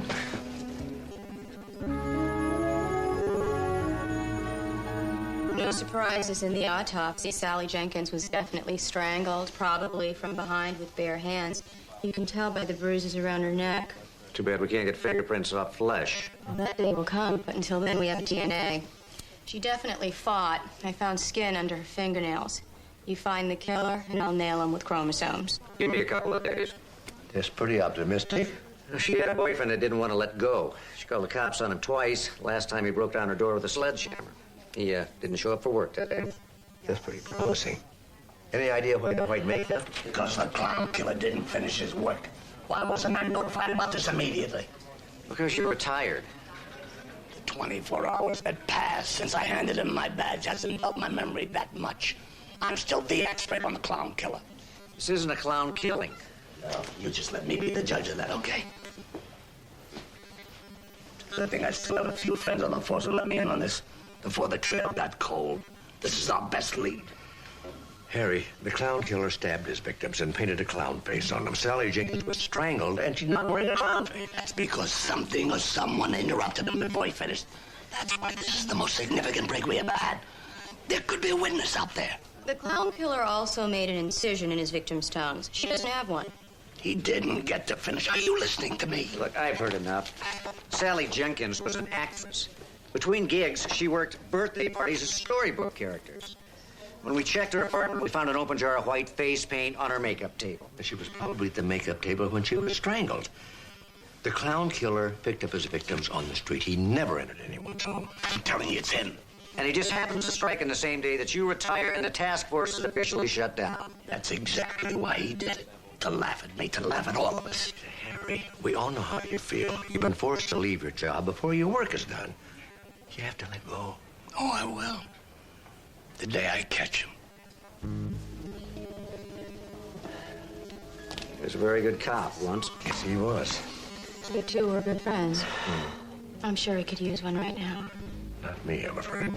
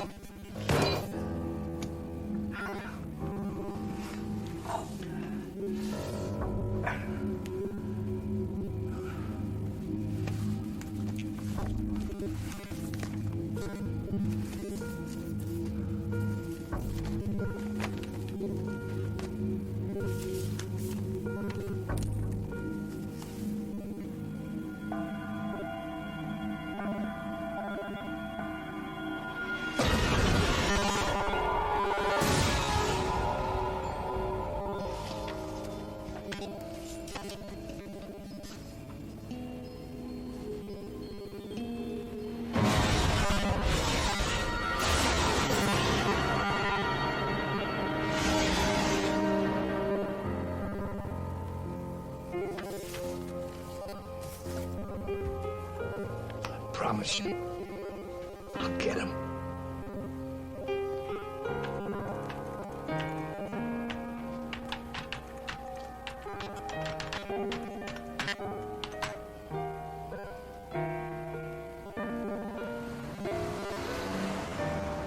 That's our world-famous corned beef salad. And the next one is a smoked tongue cob. And then the one after that is our famous Santa Fe pastrami Caesar. Definitely original. Oh, yeah. I like to think of them as salads a man would not be ashamed to eat. Don't you think they're a little hearty? Well, hearty, yes. But it's the only way I can get Steve to put a little roughage on the menu. Hey. Give me some bacon and eggs, will you, Jess? You can get them yourself. Yeah, and gouge your eyes out with my spoon, too. Hey, well, a bright good morning to you, too. Well, this early in the morning routine works great. You can't believe what I get people to do for me. You're saying you're actually good, boss? Great. I got a line of Sally Jenkins' ex-boyfriend, Ed Pender. His brother, Erno, runs a wrecking yard in Venice. I checked him out. He likes to break down doors with sledgehammers, trucks, benches. Maybe he's going to his brother for understanding this. Look, that's exactly what I was thinking.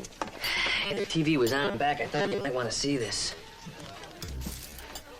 Clown killer terrorized this city a decade ago in a string of killings that left 6 women dead and police baffled. And now comes the terrifying news that he's back. The clown killer took responsibility for the slaying in a note delivered to this station late last night. Its authenticity was confirmed by Lieutenant Harry Trumbull, the head of the Clown Killer Task Force. Yes, there has been another killing. Unfortunately, it's consistent with his past murders. And so is the note, which contains information that only the clown could know. I knew that Harry was obsessed with that clown. I never thought he'd go this far. He's gonna have this whole city in a panic. Well, that's the station. I gotta go. I want to tag along with you. All right, listen up. The chief has reactivated the Clown Killer Task Force, and Harry Trumbull has been reinstated. You're all assigned to this. Other casework is temporarily suspended. How do we know it was the clown and not some crank? All of the clown's letters include the victim's time of death. Now, that's something only the killer and we knew. He put it in military time at the end of his message, and that's one tidbit we never released to the media. Yeah, you report to Harry. He's going to coordinate the investigation. That's all. All right, here you do the assignment. Now it's scut work. That's how we're going to nail him. I want daily reports on my desk at 9 o'clock. Yes, sir. Mark. I'd like you back on the team. I won't help you perpetuate this fraud, Harry. The clown didn't write that letter, you did. Oh, get your priorities straight, will you? Clown killer's still out there. I'm going to stop him. Well, you're monopolizing the resources of the police department to evade retirement. How many killers are looking for you out there?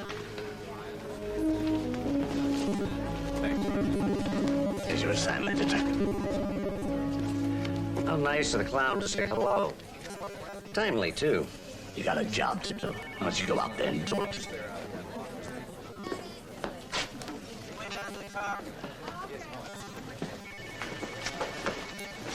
You don't really believe the clown is back, do you? What I do believe is that every television and newspaper reporter in the city is camped outside the chief's office. He's expecting results. We have got to give it to him. The clown didn't kill Sally Jenkins. Maybe one day, and I can prove it. One day. And your clock is ticking.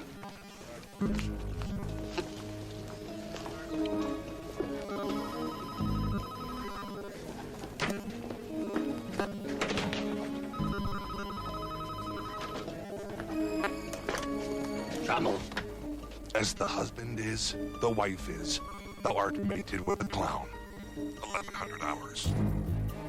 What do you want? It's been a long time, Harry. Thanks for inviting me to clown around again. Something wrong? Oh, no. Just a crank call.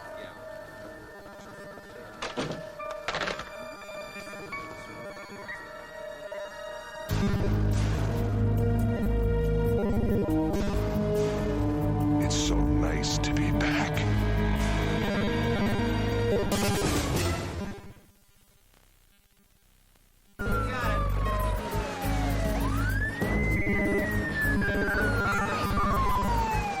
Is this another clown killing? Can you tell us why he's come back? No comment until I take a look.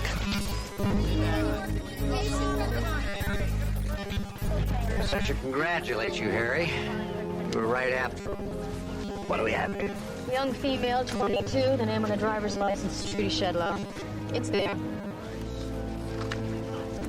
When I got the page, I could hardly bring myself to come down there. Even in the car, I kept hoping. We all did. Well, the only thing that matters is to see this never happens again. I'm gonna need your help, Steve. Can I count on it? Yeah, Harry.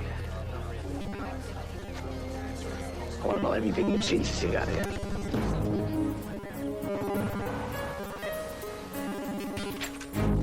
I'm glad you're back on the team, Doc. I'm just here to finish the job I started 10 years ago, Harry, that's all. And I still believe that letter was a fake. And when this thing's over, I'm going to find out the truth. Fair enough. So where's the clown been hiding all these years? He hasn't been. Remember his last killing, 89? We all wondered why he vanished. I remember hearing a lot of theories. Yeah, we thought he was bored with killing, or he finished a pattern that we didn't understand. They're pretty useless. Yeah, because it was based on wishful thinking. Truth is, the clown never stopped killing. I don't remember hearing about any murders that even sounded like the clown's. That's because you were looking in the wrong places. Just like I've been doing for so long. Siberia? Oh, it's pretty rugged country up there. Only thaws out a couple of months in the summer. July 1990, when the snow melted, it uncovered 6 dead women. Stabbed? Well, Siberian record-keeping isn't up to our standard, but at least one woman had an incision on her tongue. And enough of their faces survived the winter. Still traces of grease paint. Clown faces? Well, not exactly clown. I reconstructed these from bits and pieces of the victims' photos. Skomoroki. In Russian mythology, he's the trickster. Joker. You reconstructed this, so you don't know that this is actually what was painted on the victim. Oh, wait, I got more. Eshu. In most African cultures, this is the fool. Now, we found indications of him on 4 murdered women in Nigeria in 1993. This is Nasreddin, Saudi Arabia. Do I have to explain what he is? So, the clown has been traveling around the world, adapting his killings to the local cultures here. And you've managed to figure this out. Oh, I was sure he wasn't going to stop killing. Siberia, Saudi Arabia, Nigeria. They're all oil-producing countries. And Mexico and Venezuela. You've traced his path for the last 10 years. So he worked for an oil company. And the reason he stopped killing here is because he was transferred. And then he was transferred back. So we have to figure out what oil companies have operations in these countries.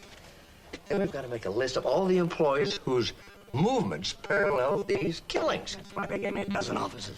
Now it's a matter of time before you watch me break them down. Harry, Dad, I'd like you to meet Jed Pender. He just, admitted murdering his girlfriend, Sally Jenkins. He couldn't have. Seems Jed wanted Sally to stay home and watch videos. She wanted to go to work playing Raggedy Ann at a kid's birthday party. He settled the argument by throttling her to death. I think the DNA tests in the skin found under her fingernails will prove it. Why would the clown confess to somebody else's murder? Go on, Harry. Explain that to us. Well, the only reason I could think of it, he's toying with us. Somebody is.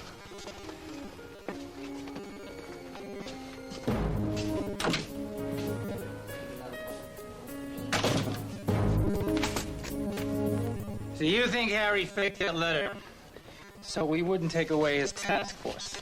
Of course he did. And then what happened? He didn't think we were enthusiastic enough, so he killed the second girl himself? No, we don't believe Harry's responsible for something like that. But if he forged that letter, he's responsible for the second murder. You had some problems with Harry a few years ago. Is that right? That has nothing to do with this. Of course not. But unlike Harry, you don't have any personal agenda at all. If the clown was living in L.A., sir, and he saw those fake letters, it might have inspired him to start the killing again. It's a very interesting theory, Sloan. What is your point? You've got to take Trumbull off the task force. No. Are you going to reward him for what he did? Sloan, have you seen the news lately? People are afraid. Harry Trumbull makes them feel safe. Harry's the reason they're scared. They don't know that. All they know is that this force has an expert on the clown killer. And he's going to use all of his expertise to stop this maniac from killing innocent women. His investigation is hopelessly compromised, sir. If he forged that letter... Look, that accusation is without any evidence so far. Unless you are holding something back on me. You want Harry Trumbull punished for what he did? If he forged that letter, I think he should be held accountable, yes. I assume you share your father's sentiments. Yes, sir. All right, I authorize you to investigate Harry Trumbull's role in this killing. Thank you, sir. Said investigation begins 1 hour after the arrest of the clown killer.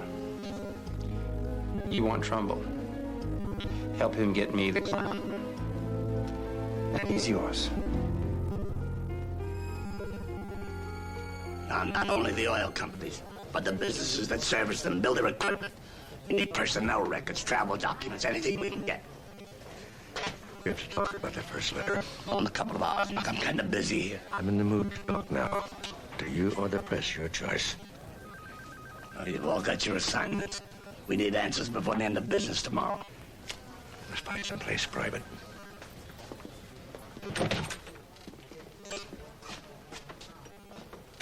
I assume we're meeting here instead of Newman's office because you couldn't get me thrown on my own task force. Who sent that letter, Harry? Until we get evidence to the contrary, it's credited to the clown. He didn't kill Sally Jenkins. Then let's add 30 to his list of crimes. Are we done here? That other girl, Trudy Shedlow, put this on your conscience. I'm going back to work. You woke him up, Harry. You demanded he stop killing again, all so you could have the glory of catching him. He killed dozens of women, and you're willing to let him retire in peace. You're willing to let him out there free, laughing at us. If the alternative is more death, yes. And what about a little thing called justice? What about that? Hasn't got anything to do with justice. You're an old man, Harry. You've wasted your life on this case, and now you're desperately trying to squeeze some meaning out of it. It's pathetic. I wasted my life. You mean I never got married? I never raised a son to take my place when I retired? I didn't mean that, Harry. I'm sorry. Why is that, you think? Why didn't I ever get married? I remember I was in love once. I was even engaged. 40 years ago, Harry, let alone. It's coming back to me. I remember her name was Catherine. She was so beautiful, and she loved me, Mark. She said she loved me. Till she met a young doctor. Then she didn't love me anymore. You know he didn't mean for that to happen. You stole my life. Don't you dare lecture me about my conscience until you're ready to talk about your own.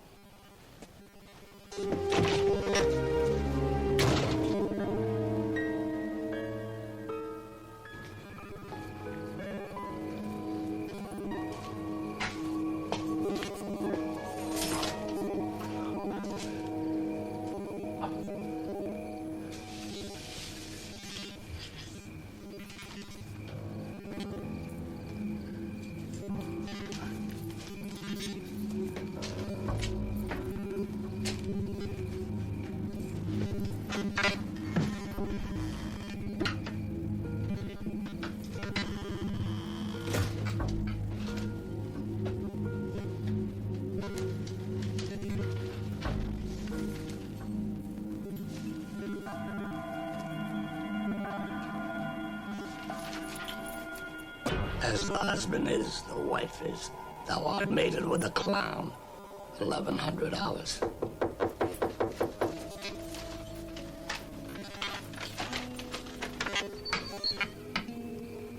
What do you want? Same as you. To catch the clown killer. Bring meaning to my wasted, pathetic life. I can't help you there, Harry. That's something you'll have to do yourself. I want to see clown behind bars. That's all the meaning I've ever needed. Listen, how are we doing with the oil companies? Well, I'm expecting the personnel files first thing in the morning. Then we put on our comfy shoes and hit the street. I've got a pair that need breaking in. Can I tag along? Well, if you want to help, I'm certainly not going to throw you out. But if you're on the team, you work for me. No second guessing, no questions. I can do that. However, you have to promise to be absolutely honest with me. Deal. Mark, yeah. Oh, don't tell me. I was walking away with crucial evidence you'd have to study in the morning. No, nothing like junk mail, that's all.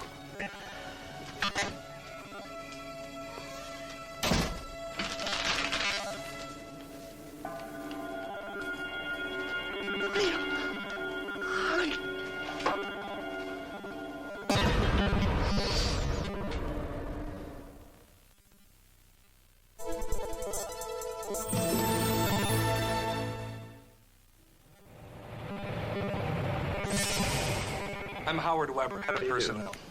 I gathered the files you requested. May I ask what this is all about? We're investigating a homicide. Well, that much I figured out when you introduced yourself on the phone. Oh, you're the guy I saw on TV the other day, aren't you? Oh, this is about the clown killer. Oh, boy, those killings were years ago. Why would he come back now? We don't think he ever stopped. Just moved on. Oh, you don't think... I mean, you don't think that he's one of our employees? I mean, you think we have a homicidal maniac working here? We're checking about a dozen oil companies who operate in Southern California. He could work at one of them or none. Well, since the killing stopped here in L.A. about 10 years ago, similar murders have been occurring in oil-producing countries. We thought there might be a connection. We had our company picnic about a week ago, and my wife and kids were there. He was there. I even let him pick up my daughter. You know who it was? We have a lot of employees who have worked in the places you listed. But there's only one whose travel schedule matches the date you gave me. Randy Horsting? Mm-hmm. Platform killer. Just returned from Saudi Arabia 6 weeks ago. He doesn't get along well with female co-workers, so we try to work around that. What's his problem with women? Let's just say that after a couple of months on an oil platform on the North Sea, that the first woman you meet is going to get a lot more attention than she wants. Now, most of our female employees understand that. Not every woman is an understanding employee. Something like that. Do you mind if we take these files with us, kind of sort through them? No, of course. Oh, but you just do me one favor. When you catch this guy, whoever it is, do you have to mention where he worked? It has to come out. Then if you'll excuse me, I have to call my stockbroker. Most of my 401k is in Triax Petroleum stocks.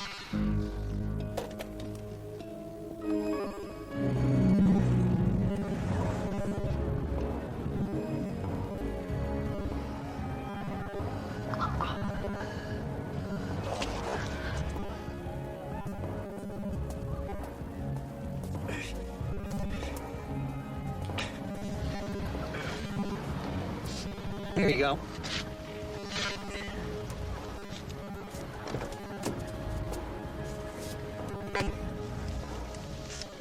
It's been 2 hours. The chances Horsting slipped out the back. No, trust me. He's a victim. According to his records, Horsting used to hit on any attractive woman he saw in a bar. Or any place else, for that matter. I don't want to get so choosy. What? Oh, I was just thinking. You're a good cop, you know that, Steve? Sorry we didn't get to know each other better.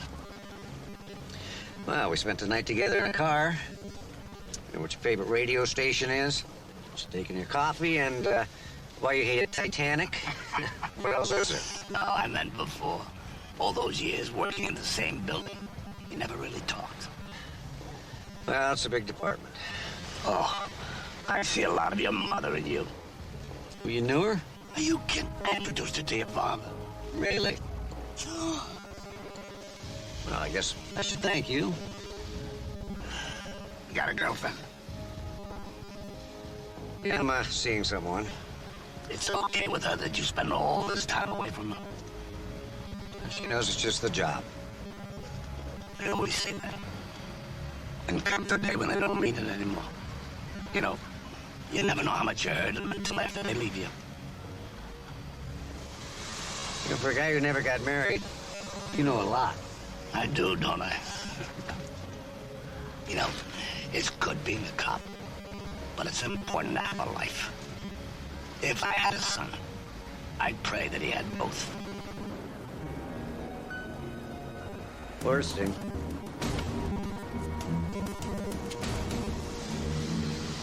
I finally got you.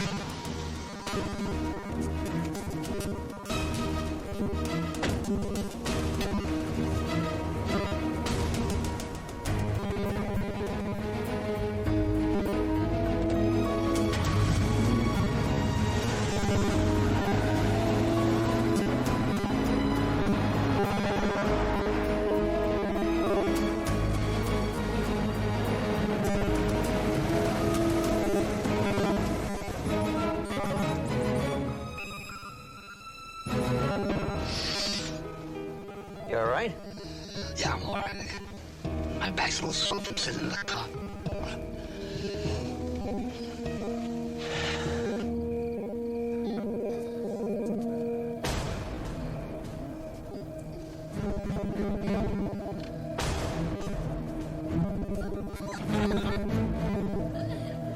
No, this just doesn't feel right. It's him. Just wait.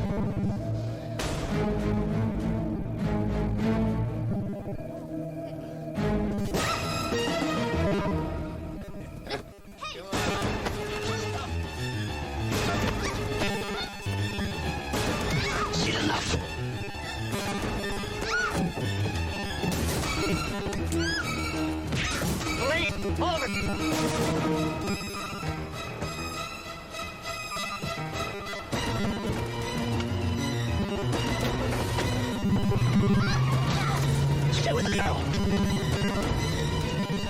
You all right?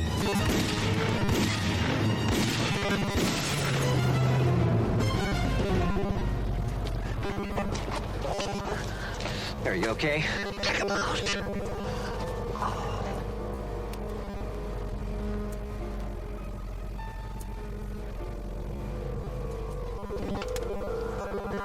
Did I get him? Yeah, you got him, Harry.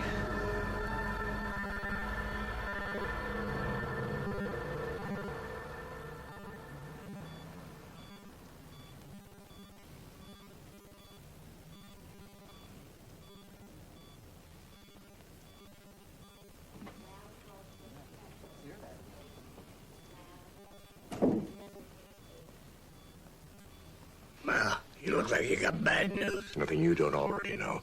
You've got cancer. Colon cancer. That's where it started. Through your entire body now, Harry. So what have I got? Couple of weeks, a month? Didn't have to happen this way if you'd just come in. Cheer up, Mark. Today's a good day. Well, you finished your life's work. Now you can die in peace. Well, there are worse things out there. I suppose. As long as we got the right guy. They are gonna make this case stick against him, aren't they? He's dead, Harry. He's shot up. I gotta know it's him. Well, his house is full of violent pornography. Across a big collection of knives. Not enough. Well, Steve found the makeup that the clown used on his last victim in the glove compartment of Horston's truck. Now, there's only one thing I gotta do. No, just as soon as you're a little stronger. No, he's been waiting 15 years. It's the file on the first clown killing case. It's in my home. I've been waiting a long time to mark it Well, closed. look, I'm out here in a couple of hours. I'll be happy to go get it for you if you're a good patient. Okay, I'll wait. I'm good at that.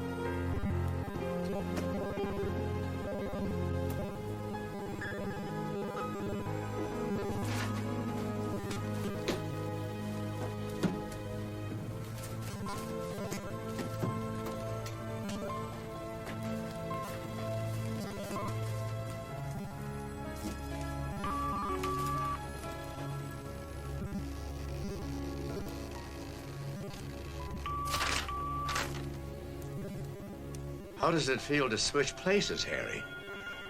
I picked Horsting, you killed him. What a team we make. Oh, the world loves a clown. 0130 hours.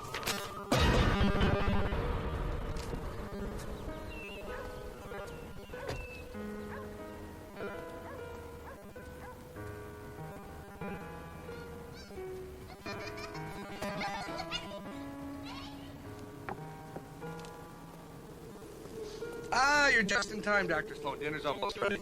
Fresh salmon, lightly seasoned, and it's great for you. You're the clown killer. Of course I am. You murdered 16 women? Closer to 40. Well, I don't understand. You have a family. You must put some value on human life. Well, it wouldn't be fun otherwise. Those women you murdered, they're no different than your wife or your kids. Oh, I would never do to my wife or kids what I do to those women. No. Cheryl! Cheryl, stop pulling Jimmy's hair! Now, how would you like it if he did that to you? Complicated guy, aren't I? Howard, how long until dinner, honey? Another 5 minutes. It's not like I wouldn't like to do it to my wife. I mean, I would if it was something she could survive, but as we both know, it's not. Are you aware of how sick you are? You can't go on with it, Kelly. We'll stop you. Well, from what I read in the papers, you already have. The clown killer is dead. Case closed. Boy, everybody must be so relieved. I mean, I know that I feel so much safer now. Will you be staying for dinner? No, thank you, Miss Weber. I feel a little sick. Well, I'm sure it'll pass.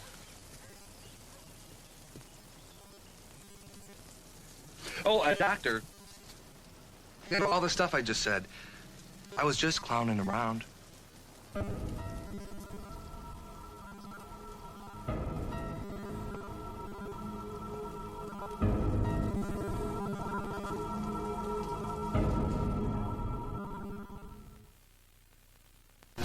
Howard Weber is the clown.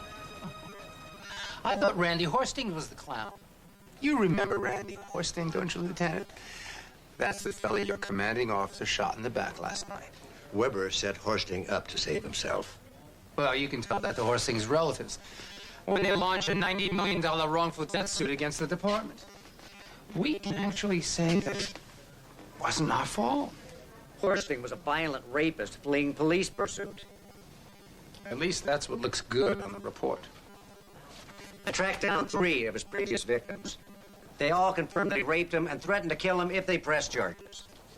That's reassuring. You know, maybe we should put this on top of the press release. That way people won't look at the small print where it actually says, oops, we still haven't found the clown. But we know who he is now. Let's tear his house apart. Or better yet, let me bring him in. And what am I going to base a search warrant on? His confession, for one thing? Would that be the confession that he gave you while he was barbecuing dinner for his kids? The judge will love that. So what's your alternative, Captain? To let him go on killing? If Weber is the clown, he's not going to kill now, especially since we closed the case. And there is the possibility that we may be watching him.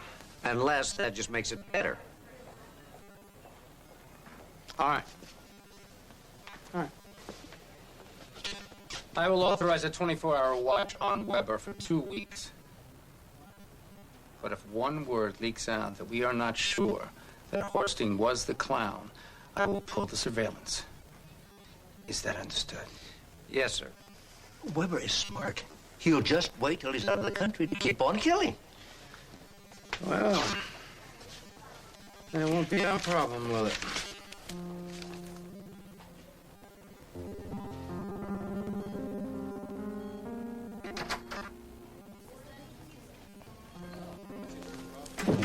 Come to finish me off, Mark.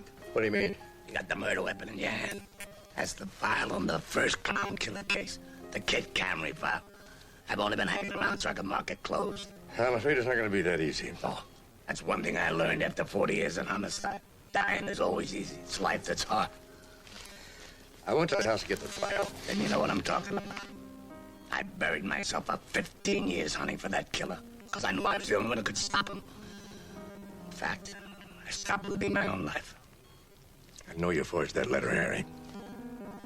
I had to. You brought him back. I'm sorry about Trudy Shedlow.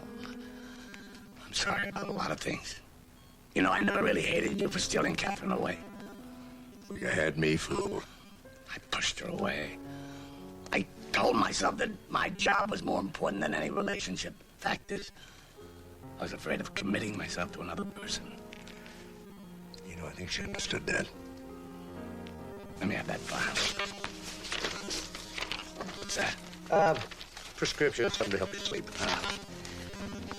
Pen? Yes, sir.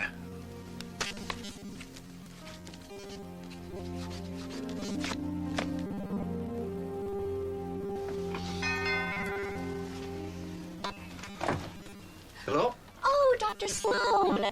I'm afraid you just missed Howard. He's on his way to the refinery. This time I'm here to see you and the kids. I don't understand. Oh, didn't Howard tell you? I'm heading up a Triax Petroleum's new family health care program. My goal is to start personalizing the service a little. Oh, it's about time. Now, this is the sample from Trudy Shedlow. Yes. And you didn't find it on Sally Jenkins. Absolutely not. I checked and I rechecked. We know for certain that Sally Jenkins and Trudy Shedlow were not murdered by the same man. Yes, but you knew that already. But now I know a lot more. I won't let you hassle my family or violate our privacy. Amanda, this is Howard Weber. You don't know him, but you're familiar with his work. He's responsible for Trudy Shedlow. You impersonated a Triax physician in order to extract personal information from my wife and children. You know, I'm glad you dropped by, Howard. I've been looking into your son's eye problem. Expect to be contacted by my lawyers. They are filing a complaint with the Medical Association as we speak. You know, he's been suffering from a really nagging case of desert lice. It's a subspecies of something called Pediculus palpebrarum. It lives in the eyelids and the eyes, and it's unique to Saudi Arabia.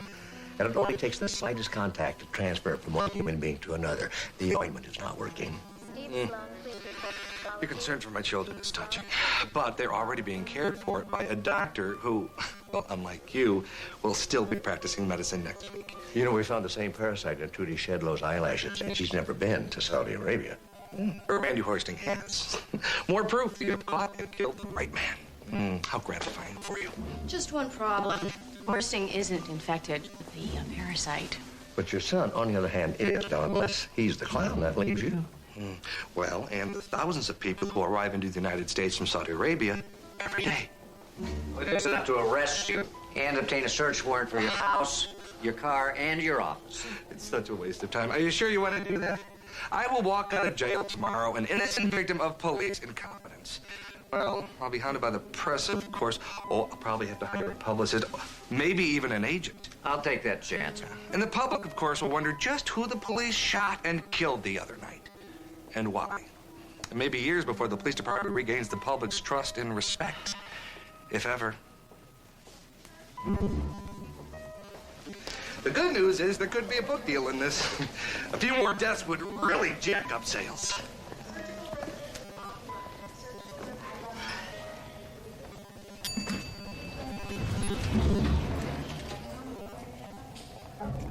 Laugh and the world laughs with you. Weep and you weep alone.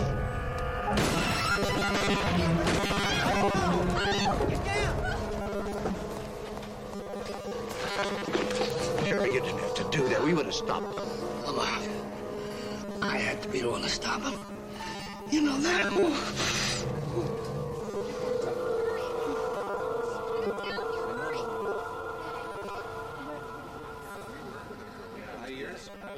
Here's to Detective Harry Trumbull, a relentless, dedicated cop who wouldn't even let death cheat him out of getting his man. Yeah.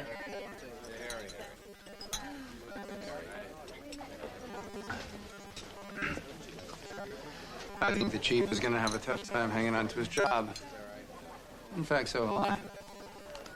Well, we've proved beyond a doubt that Howard Beck was the killer. We even found his knife and the makeup buried in the backyard in a lockbox. After he was murdered by a cop who faked letters from the killer to the media And after the city paid $15 million to Horsting's family to preempt a wrongful death suit. Well, Captain, we slapped him. You know, in the end, that's the only thing that's important. Well, you tell that to the special investigator. When the hearings begin in 6 weeks.